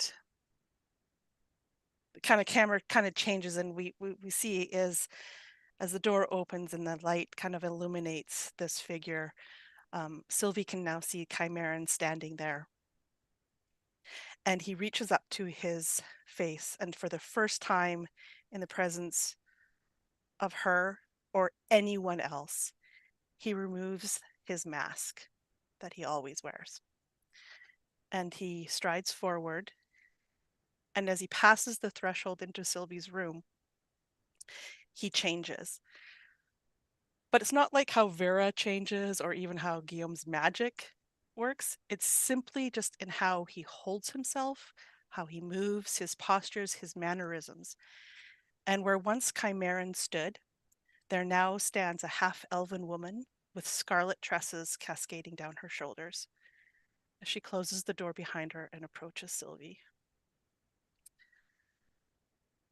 I can almost just kind of see that they just, at least for Chimeran's point, we're calling that, she just falls into Sylvie's arms. Yeah, I can imagine Sylvie is maybe sitting in her bed at this time, tucked up, kind of working on a drawings or sketch or something. And I imagine as Chimeran walks in, this happens, and Sylvie, they stare at each other for a long moment before this happens, and Sylvie, maybe with, like a very quick, like, putting the book aside, like, reaches for her and just holds her in. I have never seen you without your mask. I felt it was time for you to see who I really am. And I think after the embrace, she just kind of stepped back a little bit and does a little twirl. Isabel. You see Sylvie smile. I did always love your hair, but it is absolutely breathtaking, like fire or a sunrise.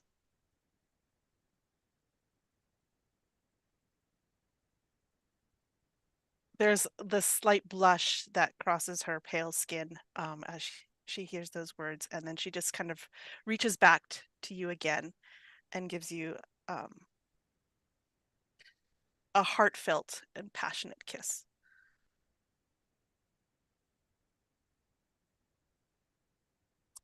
Sylvie fully,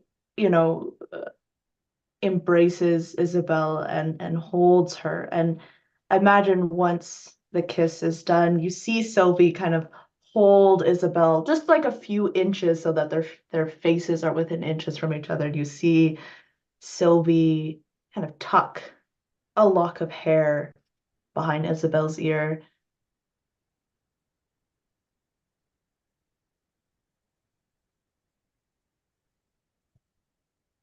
How long have you been Chimeran?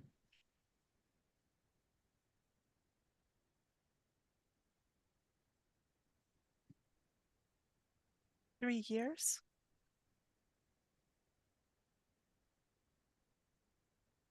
Sylvie nods.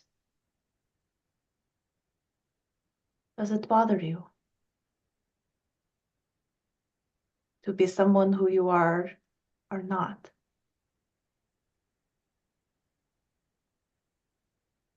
I never really gave it much thought until I met you. And I didn't want to not be me, but I had to hide it for so long. So this feels freeing.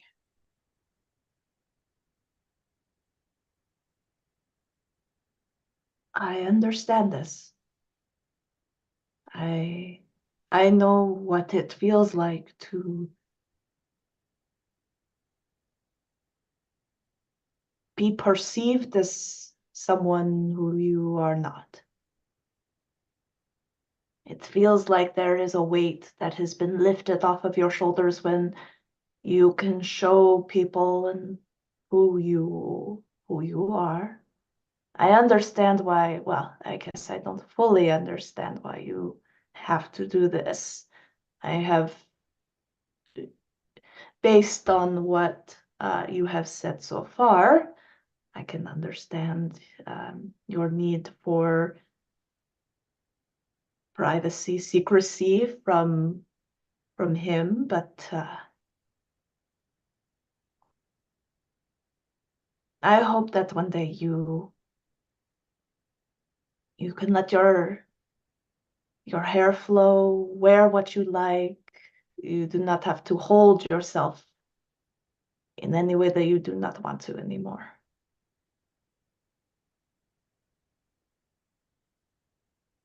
I think that a true smile lights up Isabel's face when you say that. And I'd like to, at this point, we kind of cut this, kind of fades to black, and then time will pass, and moments later, we see the two of them there on Sylvie's bed. And Isabel is gently caressing like Sylvie's arm. And they're just lying there.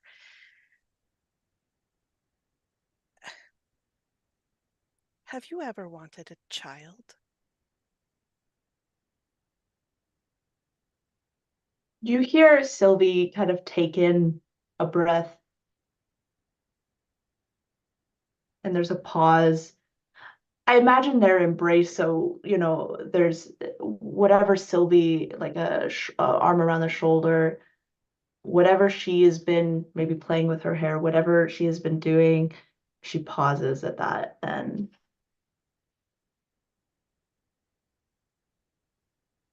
I have always wanted to have my own children. Yes.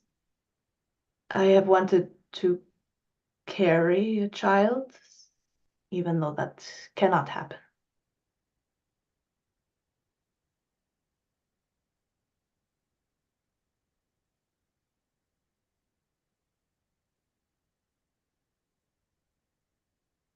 I do not Why do you ask? pity you in that, but I am sorry for you nonetheless, for never being able to experience that. For I have.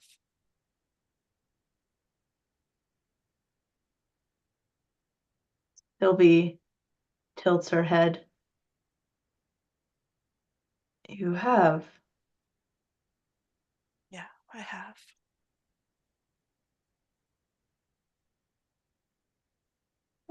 And you can see Sylvie doesn't know how to kind of, as delicately as possible, where is the child? You see Isabel takes like a deep breath. It's like she's hiding, trying to hold back the tears. She's very emotional at this point. She's like, I don't know. I have no idea where he is. I know he was a boy. That is all I know. He was taken from me the moment he was born.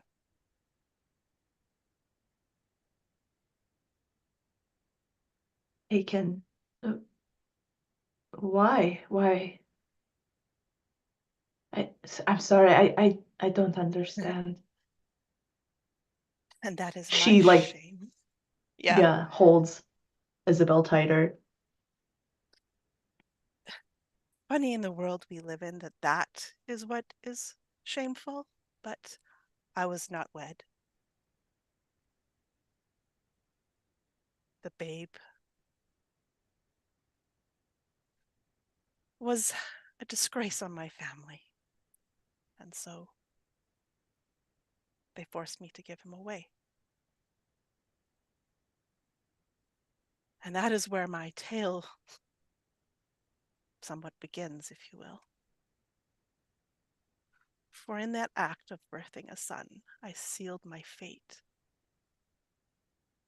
And she just kind of, again, kind of touches her forehead.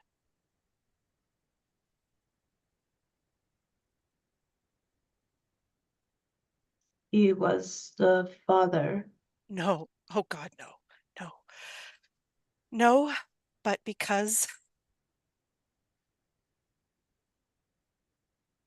my parents sold me to him like chattel for my disgrace. And because he was a boy, I had proven my worth to that foul man, and he agreed to the terms. And I had no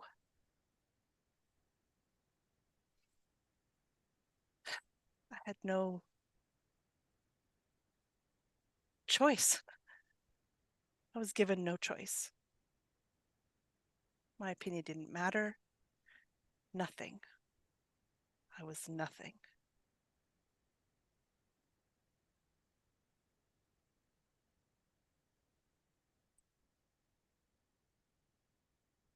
My parents sold me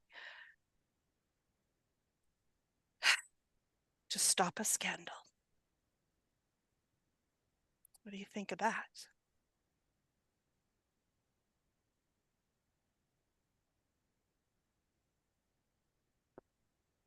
I think that we will find your son. If that is what you wish, I will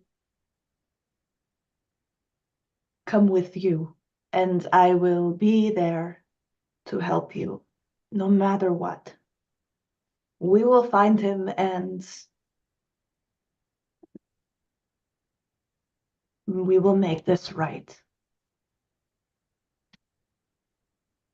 It is not too late to rebuild your life after all of this is done.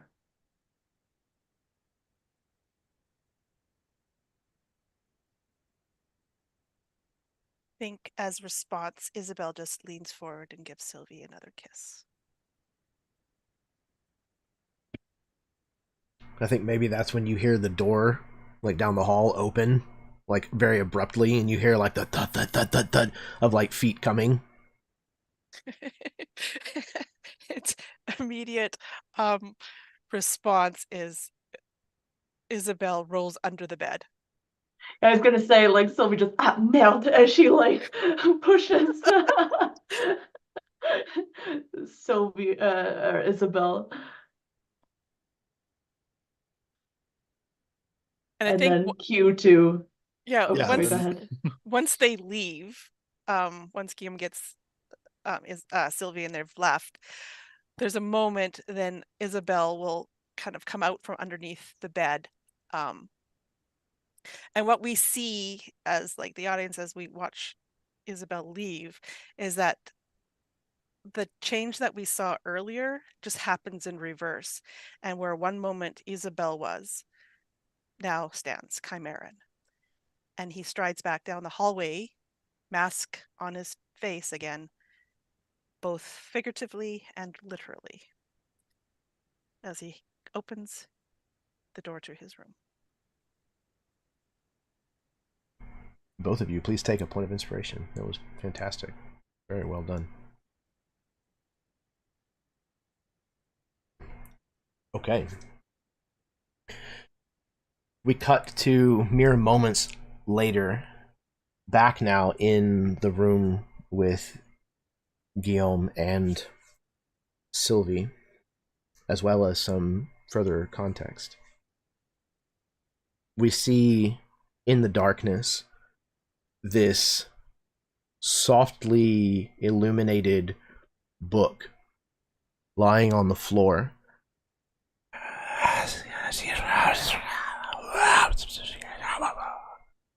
Whispers coming from it as this chain begins to slowly snake its way through the lock of the book. And the face of the demon on the front, with its tongue kind of lulled out, shadows somewhat leaking off of the front of the book itself.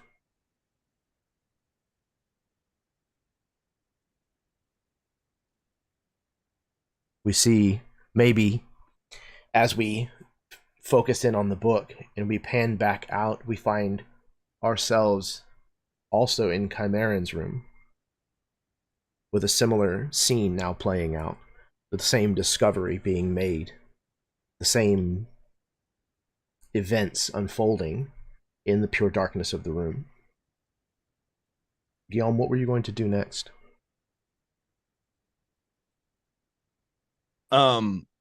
Since this is like where his pile of things is basically already, he will stoop down and grab his like orb cane, his little focus. And I think he's just going to, like, if it seems like it's unlocked and it wants to be opened, we got to know what's in here to know what we're going up against, because it seems like this is all connected somehow. So he's going to just actually, I think he'll make sure he throws his new robe on too. And then I'm gonna just, like, I think again with the tip of the staff, I'm like afraid to touch this book. He'll just, like, with the tip of the no, not staff, the cane, just kind of like slide it, or like flip it over, try to like see if there's anything to read, but he'll kind of like hop back, being ready for anything to leap out of it.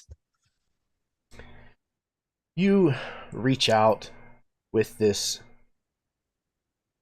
arcane focus of yours, this item that is highly tuned to your magical resonance, and you touch this book. And as you do so, I need you to make a wisdom saving throw.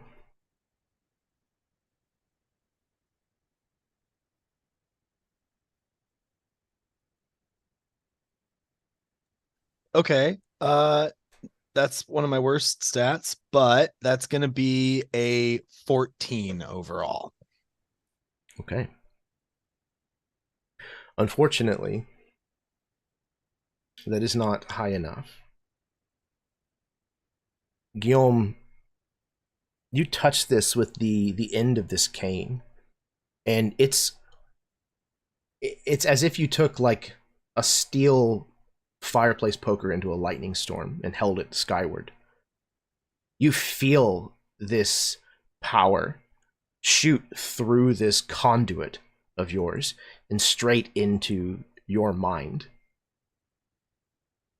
You are, in an instant, are in an entirely different place, surrounded by fire and shadow and misery and pain.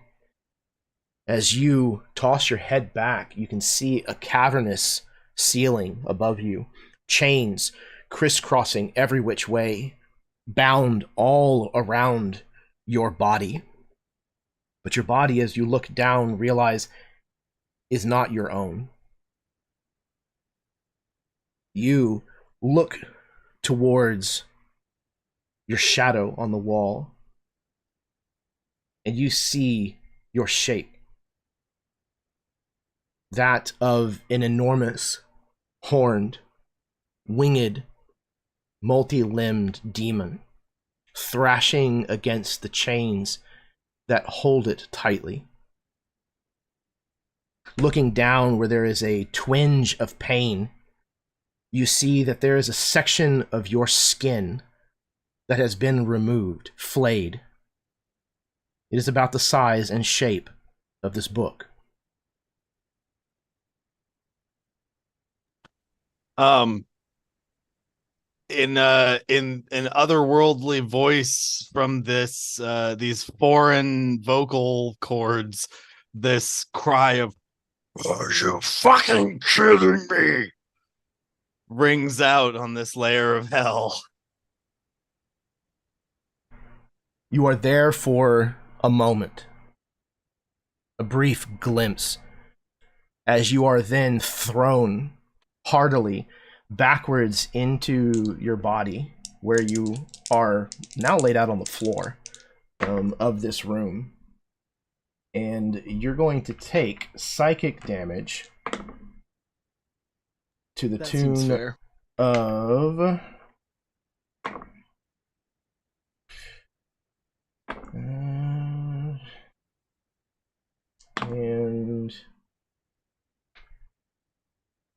okay, 35 points of psychic damage.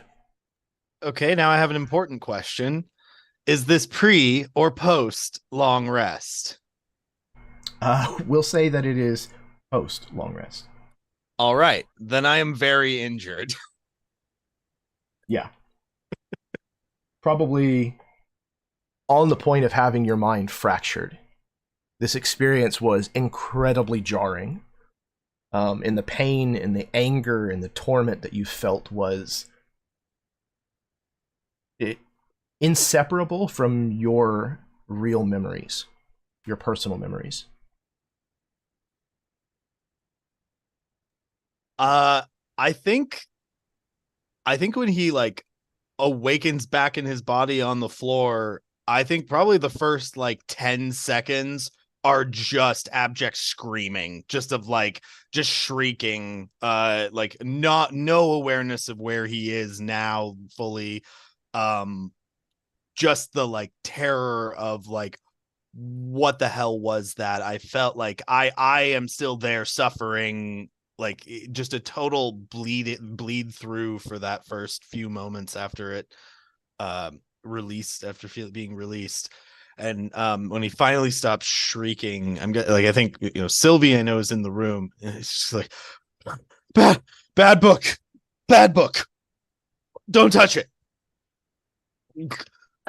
What, Guillaume, what happened? We were there being, there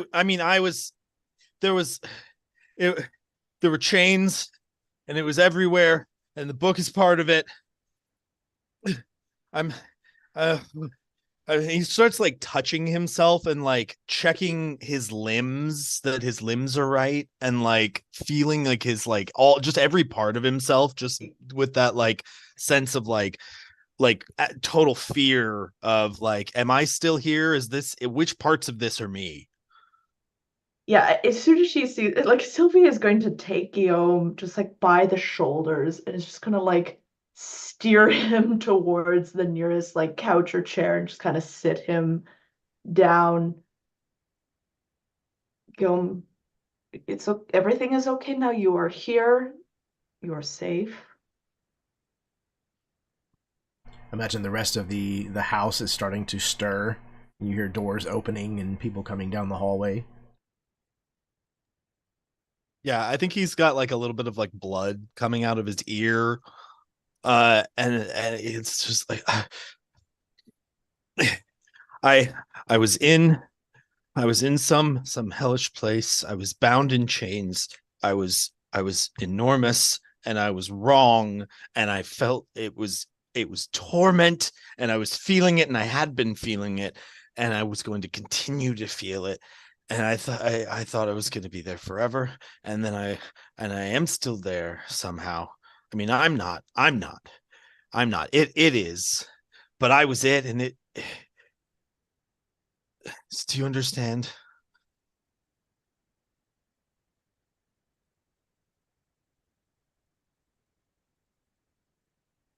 You muted. Ah, no, I don't. She says you should have some water. Take some time when you have all of your thoughts. Then we'll get everyone else together and we can talk. Okay? She immediately like goes like a pitcher and pours some water and hands it to Guillaume. Yeah, I think he'll shakily drink it. And then he'll just kind of like, he just lays on the bed, just kind of staring up, and like again, just like occasionally like checking himself. He's feeling like this was a massive amount of damage compared to my health. Like this was, if this was all psychic, I'm imagining that this is just like, this was a rocking thing. So, as this is playing out in Guillaume's room, when the scream happened, when the scream kind of tore from Guillaume, how close was Chimeran to touching this book? I imagine that was having walked in and probably seeing the glow from his backpack. It's not the smartest. He would have just gone straight to it and opened the backpack and touched the book itself. So I think it's almost simultaneous as Guillaume is experiencing whatever. Chimeran's already trying to open the book or do whatever. All right. Then from you, I also need a wisdom saving throw. Oh, that's an 18. That is good enough to pass. So you feel this strange sensation of, as you touch the book, of almost like a magnetized pull to the book. And then when you open the pages, it opens and the pages start flipping themselves until they finally stop on a specific page. If you'd like, you can make an Arcana check. Sure, I am not good at that at all. So let's try. 6. You have no idea what the fuck is going on inside this book. There are symbols drawn. The writing that is drawn here is not made in lines. It is, somewhat this way, and then it'll turn 90 degrees the other direction. Sometimes it's a completely different font or alphabet. This is strange. This looks like like an insane person's work.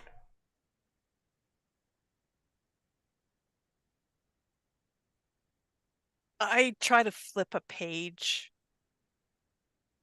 or two, this is gibberish. This is insane writing, obviously, on the page. So I'm going to flip to see if there's if the book is entirely this kind of insane It writing. seems like it. And the drawings are almost as confusing as the writing, although some of them you do recognize, and they're disturbing. Sketches of bodies that have been flayed open down to the bone, skulls in strange arrangements. This is very, very macabre.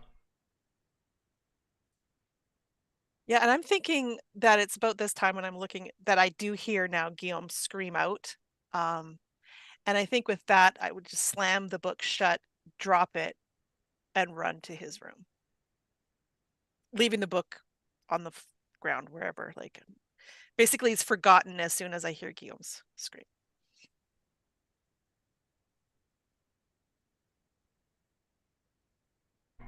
Okay. The rest of you arrive at Guillaume's room. You find him laying on the bed, looking very much what sounds like shock. Maybe a little bit of blood coming out of his ear that somebody is cleaning, with a handkerchief. And one of these books is lying on the floor, as well as Guillaume's cane a few feet from it. The bottom of his cane, anybody who happens to have ever paid attention to it before, the bottom third of this thing is now stained, charred, black. And the ends of which almost look like little wisps of shadow, kind of reaching further up into the part that is not blackened.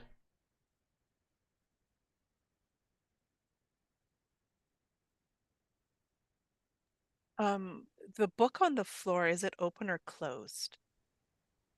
Closed. Okay. But I see, well, do I see the book?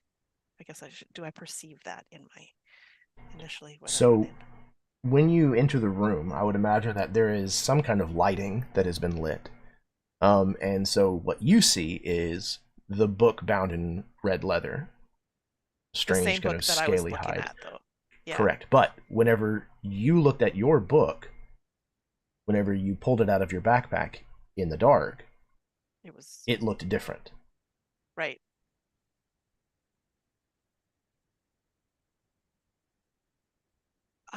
I think Chimeran is wise enough that he would see the book that's now on the ground, recognize it as the book that he knew he had in his backpack at one point, which is the strange thing that I just went through last time. And then he's now looking at Guillaume on the bed. I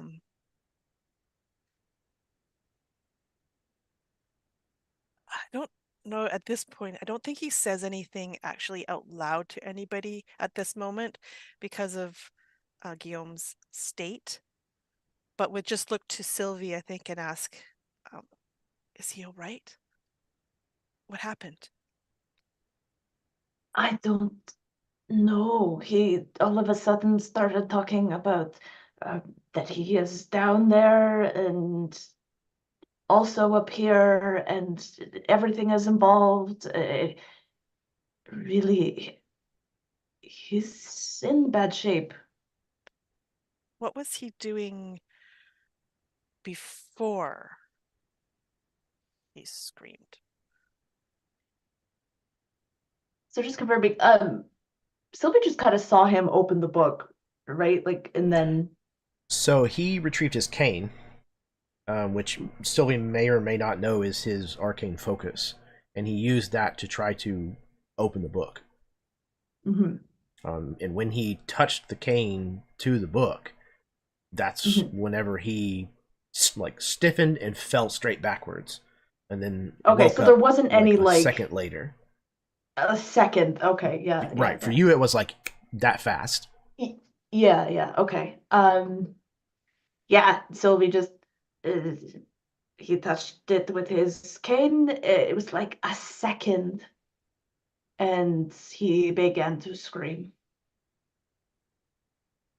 Chimera, not knowing much about the magic arts, would just immediately go to pick up the cane to see what's up with the cane. So I'd like to look at the cane. Maybe there is some sort of I don't know, device on it that zapped Guillaume, or I don't know. We're pulling at straws here because we don't know. Yeah. You picked the cane up. I don't know how much attention you paid to it before, but if you had, you would notice the difference on the bottom third of the cane. And when you are picking it up, you might even kind of notice that, like, the shadow where it was laying in almost seems to not want to let go of the cane. Like, as you pick it up and move it away from the shadows kind of cling to it for a little longer than they maybe should. You move it out past the plane of the bed into the light, and that shadow, just like a half second later, like, falls backwards off of it. Oh, that's weird. Oh, that's creepy. Once it pulls fully into the light, is the bottom third still blackened? It is, yes. Yeah. Like it's burnt? Is that what it looks like? Or kind of. It's more like somebody has taken whatever this cane was made of, and now the material from that point down is just black. It still has the same shape. It's not, you know how whenever something is really charred, it gets like cracks and stuff in it? It doesn't look like that. It doesn't look like it has been physically burned. It just looks like it's made out of charcoal.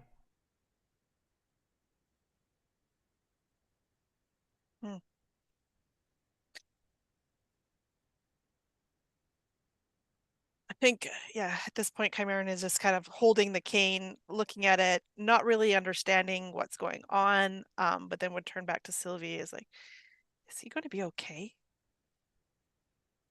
I think Guillaume has probably been pulling himself together for a lot of this, and he'll sit up at that point.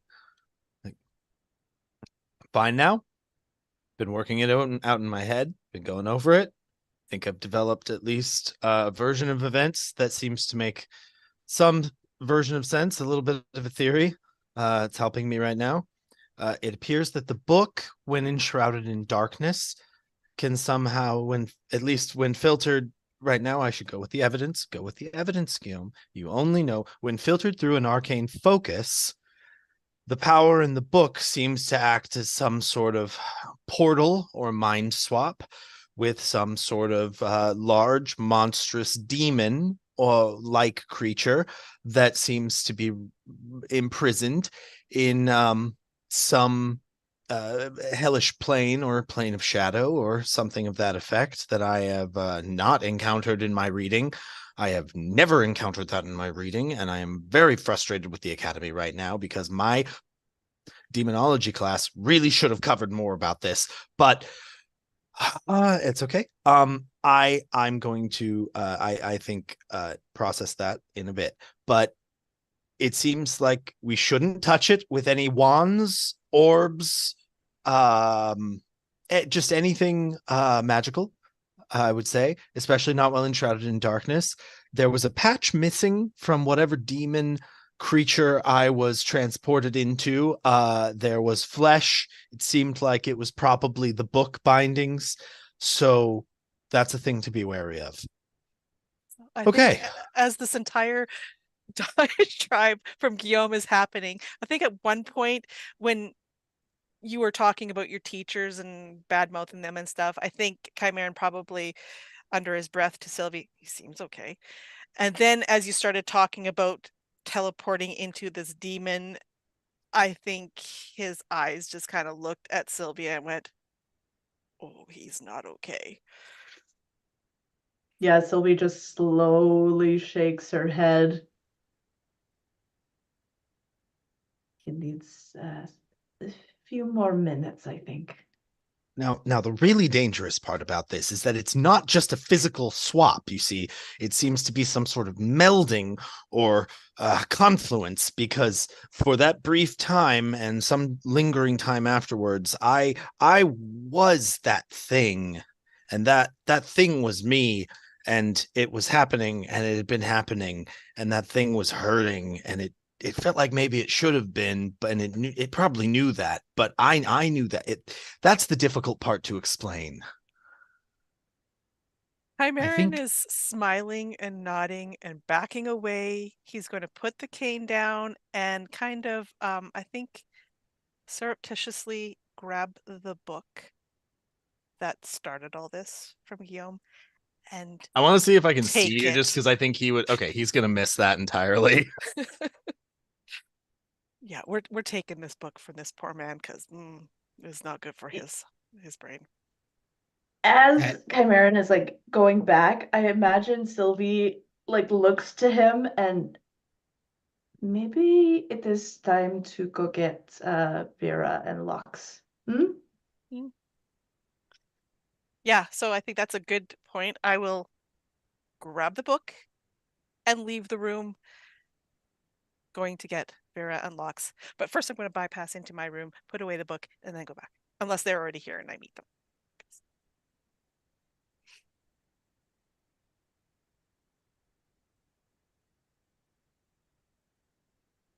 That sounds like you. Oh, sorry, go ahead. Oh, I was going to say, I mean, Vera probably would have gotten up at the screaming and taken a moment or two to like, throw some clothes on and stuff. So maybe you're like meeting up with her in the hall as, because there's all this screaming going on. And I just feel like that's she's kind of used to screaming going on and actually maybe then she would have slept through. Who knows? But I don't think this kind of screaming. It's not the same kind of screaming. This was more shrieking, I think. Yes. This is like This was terror. This is like staccato and fast. Yeah, so she's probably maybe catches Chimeran right as he's coming back out of his room to get them. And what is going on? Guillaume has had some sort of episode. I don't really understand all the words he's saying. He's talking about some magical stuff, but I know he is not making any sense to me. I mean, honestly, I haven't heard someone hit that register it's been years. I mean, is Locks up? Like, do we need to get where is everyone? Is Sylvie with you guys? What's going on? Sylvie's in there with Guillaume, but I think he could use. I know you can do mind things. I can do mind things. So I think he might need your help. I will go mind Guillaume then. She chuckles at her little wordplay as she's walking up the hall.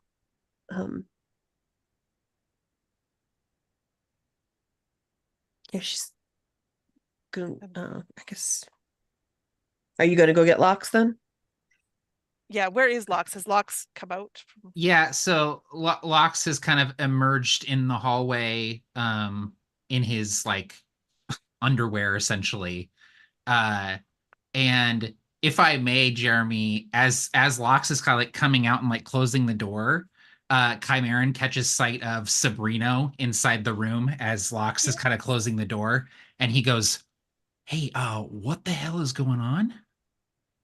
I think Chimeran just kind of gives you a sly little wink before basically saying the same thing that he said to Vera about the Guillaume's had an episode. He's not doing well. Okay. Let me throw something on and I'll come down to his room. I'll be right there.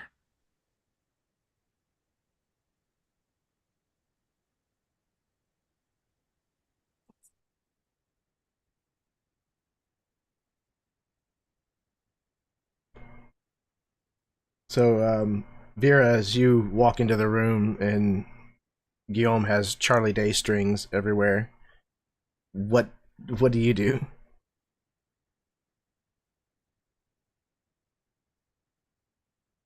Muted.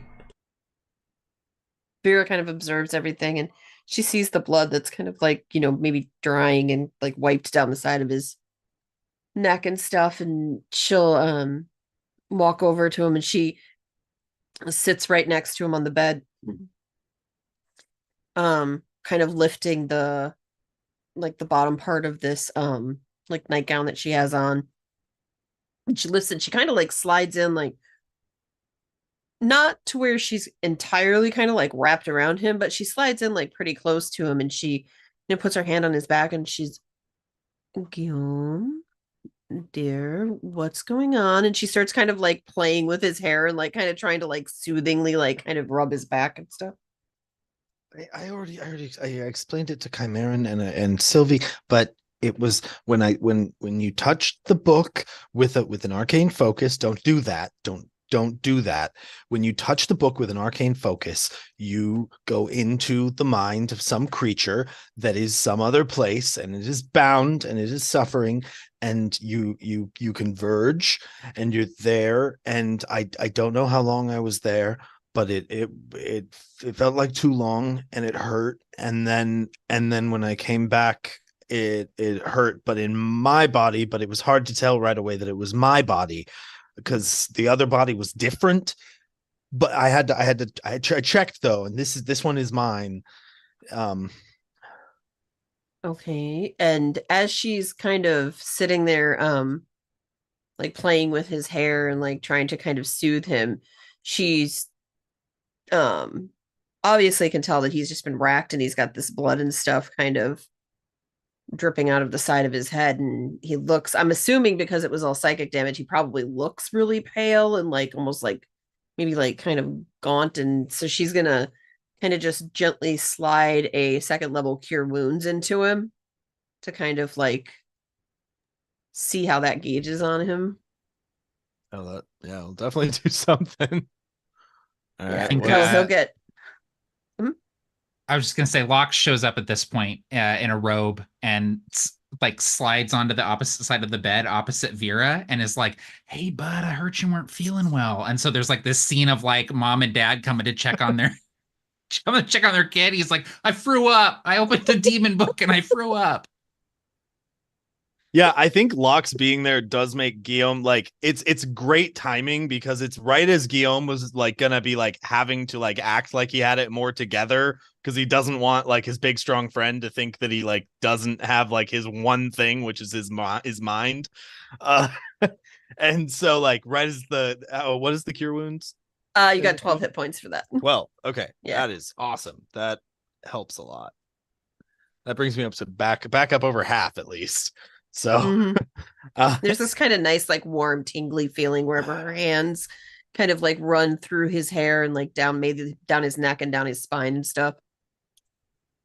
Thank you, Vera. I appreciate that. Locks, hello. It was a little rough. I'm having a slightly hard time with it, but I'm doing a little better now, thanks to Vera. I've thought through this a bit. Here's the problem. I think there's no way that I'm going to be able to explain this to either of you without it sounding insane, because it was kind of an insane thing that just happened. Darling, so I just need you. No, sweet honey. It's okay. It's okay. No, I'm good. I know, but I'm just. We're literally going to go get ready to kill vampires to rescue pregnant women who may or may not be harboring the souls of demons. So okay, we might believe you. Well, I've been thinking on that, and I'm wondering if this is connected. It all seems like a lot going on at once to not be connected. Now, this part might be a little stretch. Maybe this part is me not quite having it all back together yet, but that book is bound somehow to some sort of demon, some creature. I don't know. I guess I'm using the word demon pretty generously here, pretty loosely. I'm calling it that because we took a book from the lady that died tonight. Okay. Okay. Up to speed. Similar to another book, the one that we took from another person who died. We seem to be in the habit of taking things from people who died. Are we bad? I can't deal with that right now. Okay, so at least this book and probably that other one, if I'm going to extrapolate, and I feel like I'm in a mood to extrapolate right now, that other book as well, probably both bound to some sort of demon-like creature, big behemoth. Both, at least this one, bound in chains in some other realm. Okay, are you with me so far? This is all, I know this sounds a little far-fetched, but I just really need you all to like believe me, because I swear this did just happen. You saw the blood, and I'm like, it was bad. Bad things happened. Okay, well, so Go on. yeah, then I was in the demon thing, and it was chained, and there was a cutout. There was a piece of its flesh that was cut out. It looked like it was about the size of the book. I think it's the book. I think the book is bound in whatever this thing's flesh is. This thing, very messed up. Now, here's the extrapolating part. Maybe the way that I converged with this thing, it felt like it wanted it. I don't know. Maybe I'm just imagining this, but it felt like it wanted to like swap with me, take my place or something. Could this be what they're trying to put into the pregnant women? I'm going to be honest right now. I don't have a lot of confidence in my opinions. I've had a little bit of a ringer today, a little bit of a shock. I think I'm feeling better, but I am still a little off. So like, if I'm talking crazy, shut me down. I do need a nap though. If I could make a suggestion, Guillaume, why don't you eat a little something, drink a little something, go back to bed. We'll talk about this when we've all had a good night's rest. That sounds fantastic. Can I sleep in your room? Yes, but let me go in there first. I have. If you I can have, sleep in I here, have if a that's spare. easy. I have a spare bed in my room, Lux. It's okay. He can spend it in my room. You don't have to worry about it. That way you don't have to clean up or anything. Okay, anyone's fine. I just I kind of don't want to be alone in the dark right now. Yep. Well, so yep, that sleeping in Chimera's room will work then. Okay. Because I don't have an extra bed in mine. Yeah. No, all good. Great.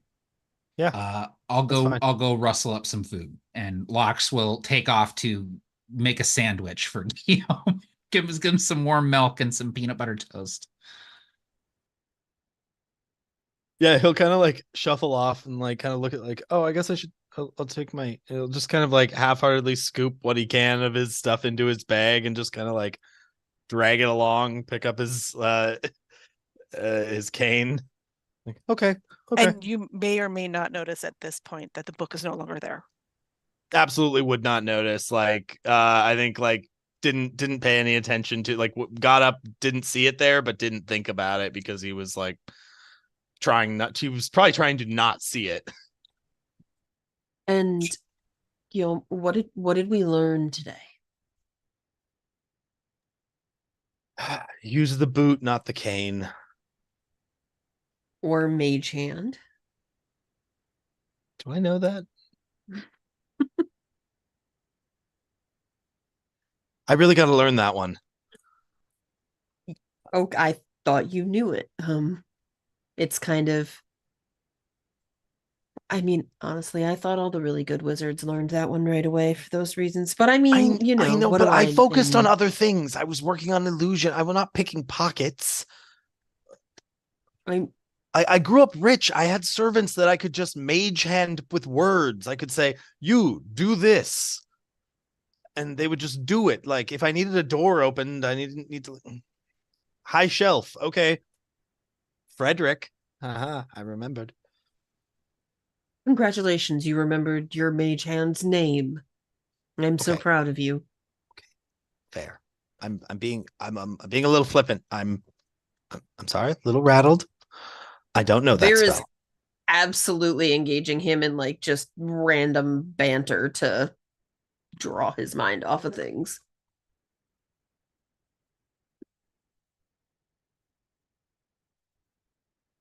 All right. You, after some time, all drift back to whatever rooms where you will be resting for the rest of the night before you're going to set back out onto the road to Manchalona in the morning. Guillaume, the rest of the evening, when the room is darkened,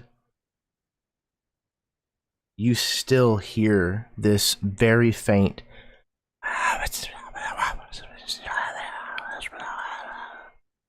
whispering at the very corners of your mind.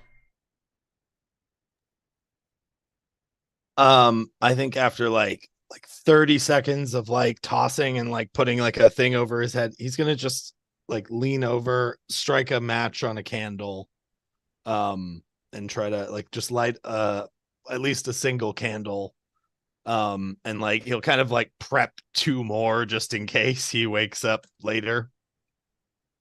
I think also Chimeran sees your discomfort in this moment, so having the nightlight on seems good, but I think he also pushes the bed together and in that way just kind of to comfort you, maybe like what Vera was doing earlier, kind of petting your hair to calm you down. He's just going to try to do that. He's not nearly as good as Vera, but he'll try to comfort you as best as possible to help you sleep.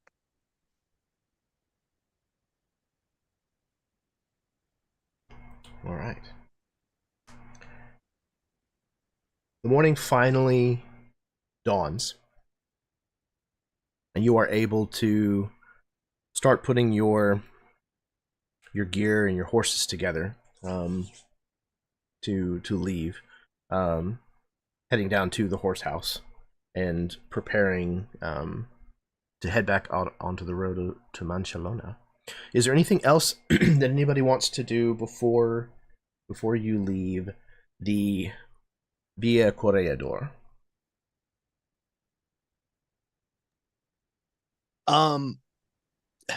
Okay, I don't know if Guillaume is like up to thinking about this right now, but I think like I kind of meant to say this yesterday, but like so I'll say it now. I think he's curious if like this lady was into like some some magic, and I think he wants to just like look at her library other than like see if there's any magical tomes that are not demonic, that are just pure knowledge, or like scrolls or anything, just to see if she like had anything. And like I think he'll ask the Marquise like, hey, do you mind if I like look through her magical library, see, like she was clearly into some shit, and I too occasionally like to get into some shit. Of course, please be my guest. Yeah, and he'll just kind of like just look through like whatever seems like the most obvious places that that she might have had anything. You look around and you find what looks like a well-read individual's library. There's a lot of high philosophy and things about science and mathematics, and a lot of things that would be like tangibly related to magic, but you don't find any like actual spells or scrolls or anything like that. But you do also at some point see into the room where you found the book, as well as the wolf's tale, and that portion of things. There's not a lot of magic writing excuse me, in that room, but there is a lot of arcane trappings, things like arcane spell focuses and spell components and things of that nature. And the small little like carved pedestal where this book was sitting, you can clearly see an outline around it in the wood, almost like when a painting is hung on a wall for a very long time and then it's removed. There's almost like this dark staining that is in this perfect like rectangular shape, the size and shape of the book. And when you even look in the direction of that pedestal, you hear the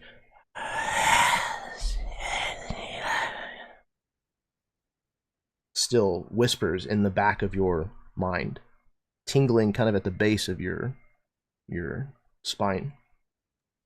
Nope, nothing in there worthwhile. We should get going. We should get going. He's just gonna get out of that room like as soon as possible, just like spin around, like face out, get gone. I think he wants to be as far away from like that pedestal as possible now.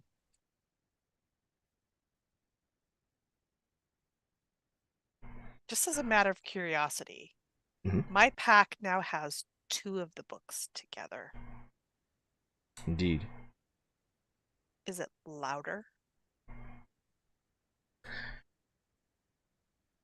Because you said I was still hearing the noises, Yeah. right? If the books are in total darkness, like not just inside of a backpack, but like all around them is totally dark, you will hear the whispers as well. And I don't know. I guess louder is probably the best way to put it. I was gonna say harder to ignore, but I guess that really just means kind of louder. So, Are they clearer? Like the words clearer that is being said, or is it just no. volume? If anything, it might be a little less clear because they're kind of overlapped on each other. Talking- So it's like more voices are kind of speaking at once, if you will. And again, like even if you can kind of barely pick out a distinct voice, it doesn't sound like it's really speaking a language or it's speaking a language that you understand.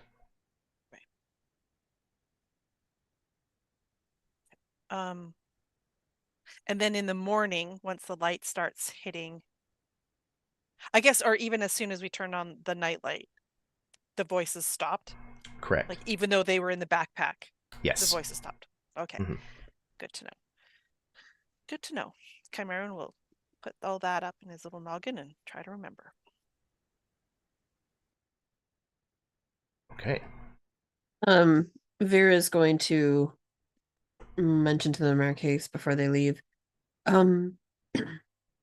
So are you sending people ahead?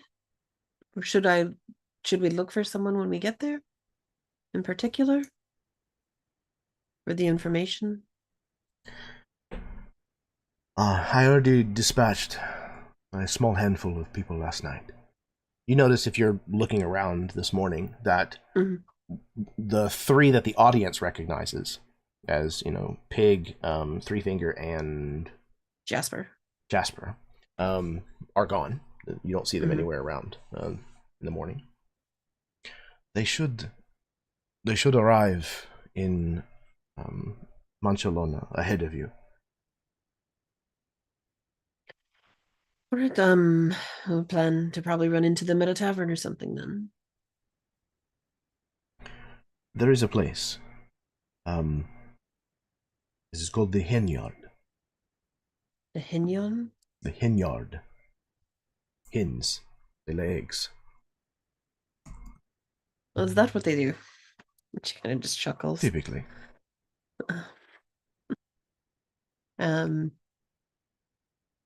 Wonderful. And as I said last night, please, the next time you're in the city, feel free to stop by. I most certainly will. He takes your hand and like bends it and kisses the knuckles. It has been a pleasure. Likewise. And she'll Yes. kind of lean in a little bit and kind of low, she'll say, Vox is a remarkable friend.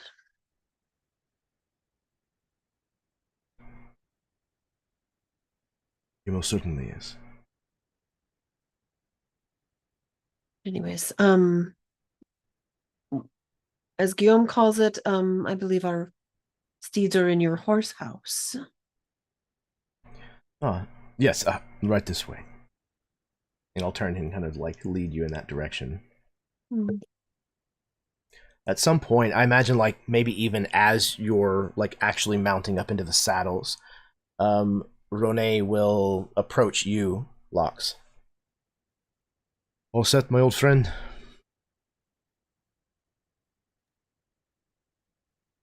Yeah. Set as I can be, I suppose.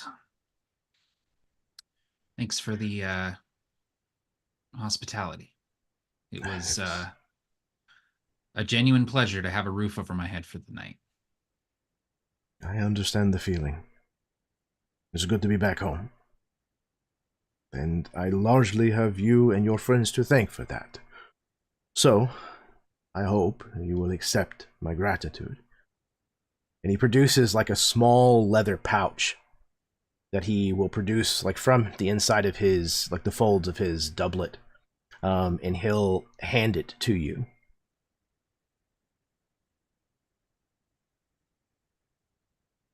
For you and for you and your friends, as a thank you. Lox will unwrap it. I want to see what's inside. Inside, you find 5 black pearls.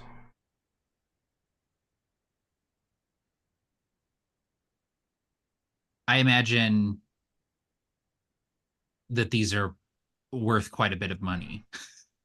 Yeah, I would imagine that Lox probably understands the street value of a lot of things, having spent kind of some time living kind of a rougher life.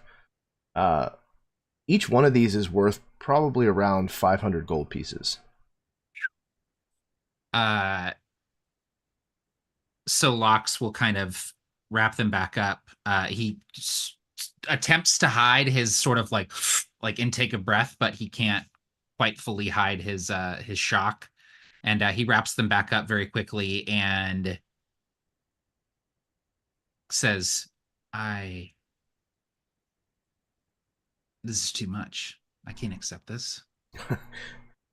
You got me back my home, my life. And you... well, I owe you. A lot more than that, Loxley. But perhaps it will buy another roof over you and your friends' heads while you will take on this perilous journey.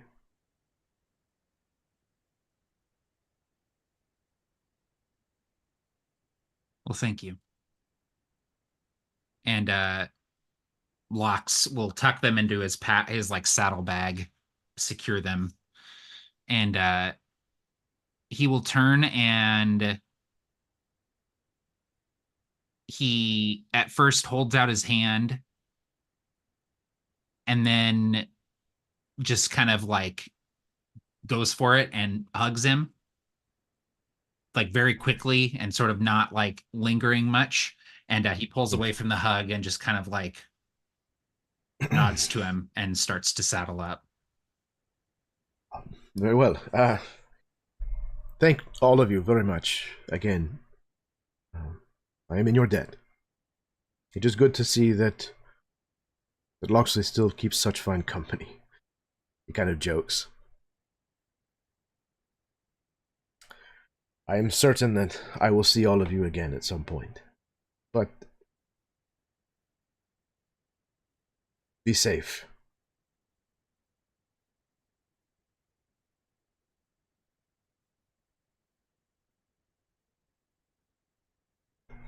With that, Vera will kind of nod and smile, and as they're riding off, she'll look over her shoulder and she'll just give him a little bit of a wink as she's riding off. he kind of stands at the exit to the via, kind of just with a single hand kind of up, waving you goodbye as you head out of his estate and back towards the road that will carry you further east, southeast, toward Manchalona. And I think that's where we're going to go ahead and call the session for this evening. Okay. Yay. Wow. Another fantastic episode. everybody. It was incredible. Yeah, I'm going to pass things back over to my players so that they can give any parting words that they wish before we're going to tie a bow on it and call it an evening. So we're going to start in reverse order with Kenya. Alrighty then. That was amazing. I'm so glad that we were back at it. Took a hot minute for us to all kind of get into the groove, but man, once we got going, it was beautiful, a thing of wonder yet again. I didn't mention earlier, but I do have my Twitch channel, and I haven't been streaming on Sundays like I normally do because of holidays and all that jazz, but I'm actually going to be starting that back up here very shortly. We've still been playing, we just haven't been streaming because everybody's schedules have been super chaotic with the holidays. And yeah, so check me out there. And otherwise, I have to say thank you. Thank you, Jeremy. Thank you for running this game for us every month. Thank you for putting so much into it. Thank you for your awesome introductions. I missed it so much. I'm so glad we're back. And I'm going to slide it right down to Matt. Yeah, fantastic session. Like, just really awesome role play from everyone. We got some great like scenes with everybody, I think. And yeah, just had a ton of fun. Thank you so much, Jeremy, for, as always, for running just such a phenomenal campaign. Yeah, I'm so excited for the next session. Can't wait. I'm going to toss it over to Em. Yeah, echoing everything everyone said, just so hyped to get back into it and loving just the shenaniganry that we get into. But also having really nice, deep emotional moments too. I really like the balance of this game. It feels very natural and fun and exciting. So awesome. Yeah. All right. I will pass it on to Austin. Yeah, I mean, it's hard to say anything that everybody hasn't already. This was such a jam-packed session with like so much in it for one night at a party. Like so much happened, and it was insanely fun. I really agree with what Em said about the balance, where it's like it gets so intense occasionally and then so silly, and I don't know, it swings back, but it always does it very naturally and it always feels right, and I really enjoy that that tonal shifting. But again, nothing to plug, so just excited to be here again next month.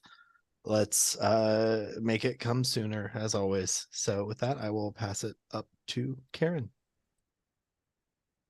What a great way to start the year of this game. It was so good to get back into these characters, to have this camaraderie and banter that we had all evening. And yeah, the balance is just, it's amazing. We can hit the highs, we hit the lows, we hit all the points in between. It's just so amazing to be part of. And I thank each and every one of you for all of this, and Jeremy for bringing us all together. Thank you.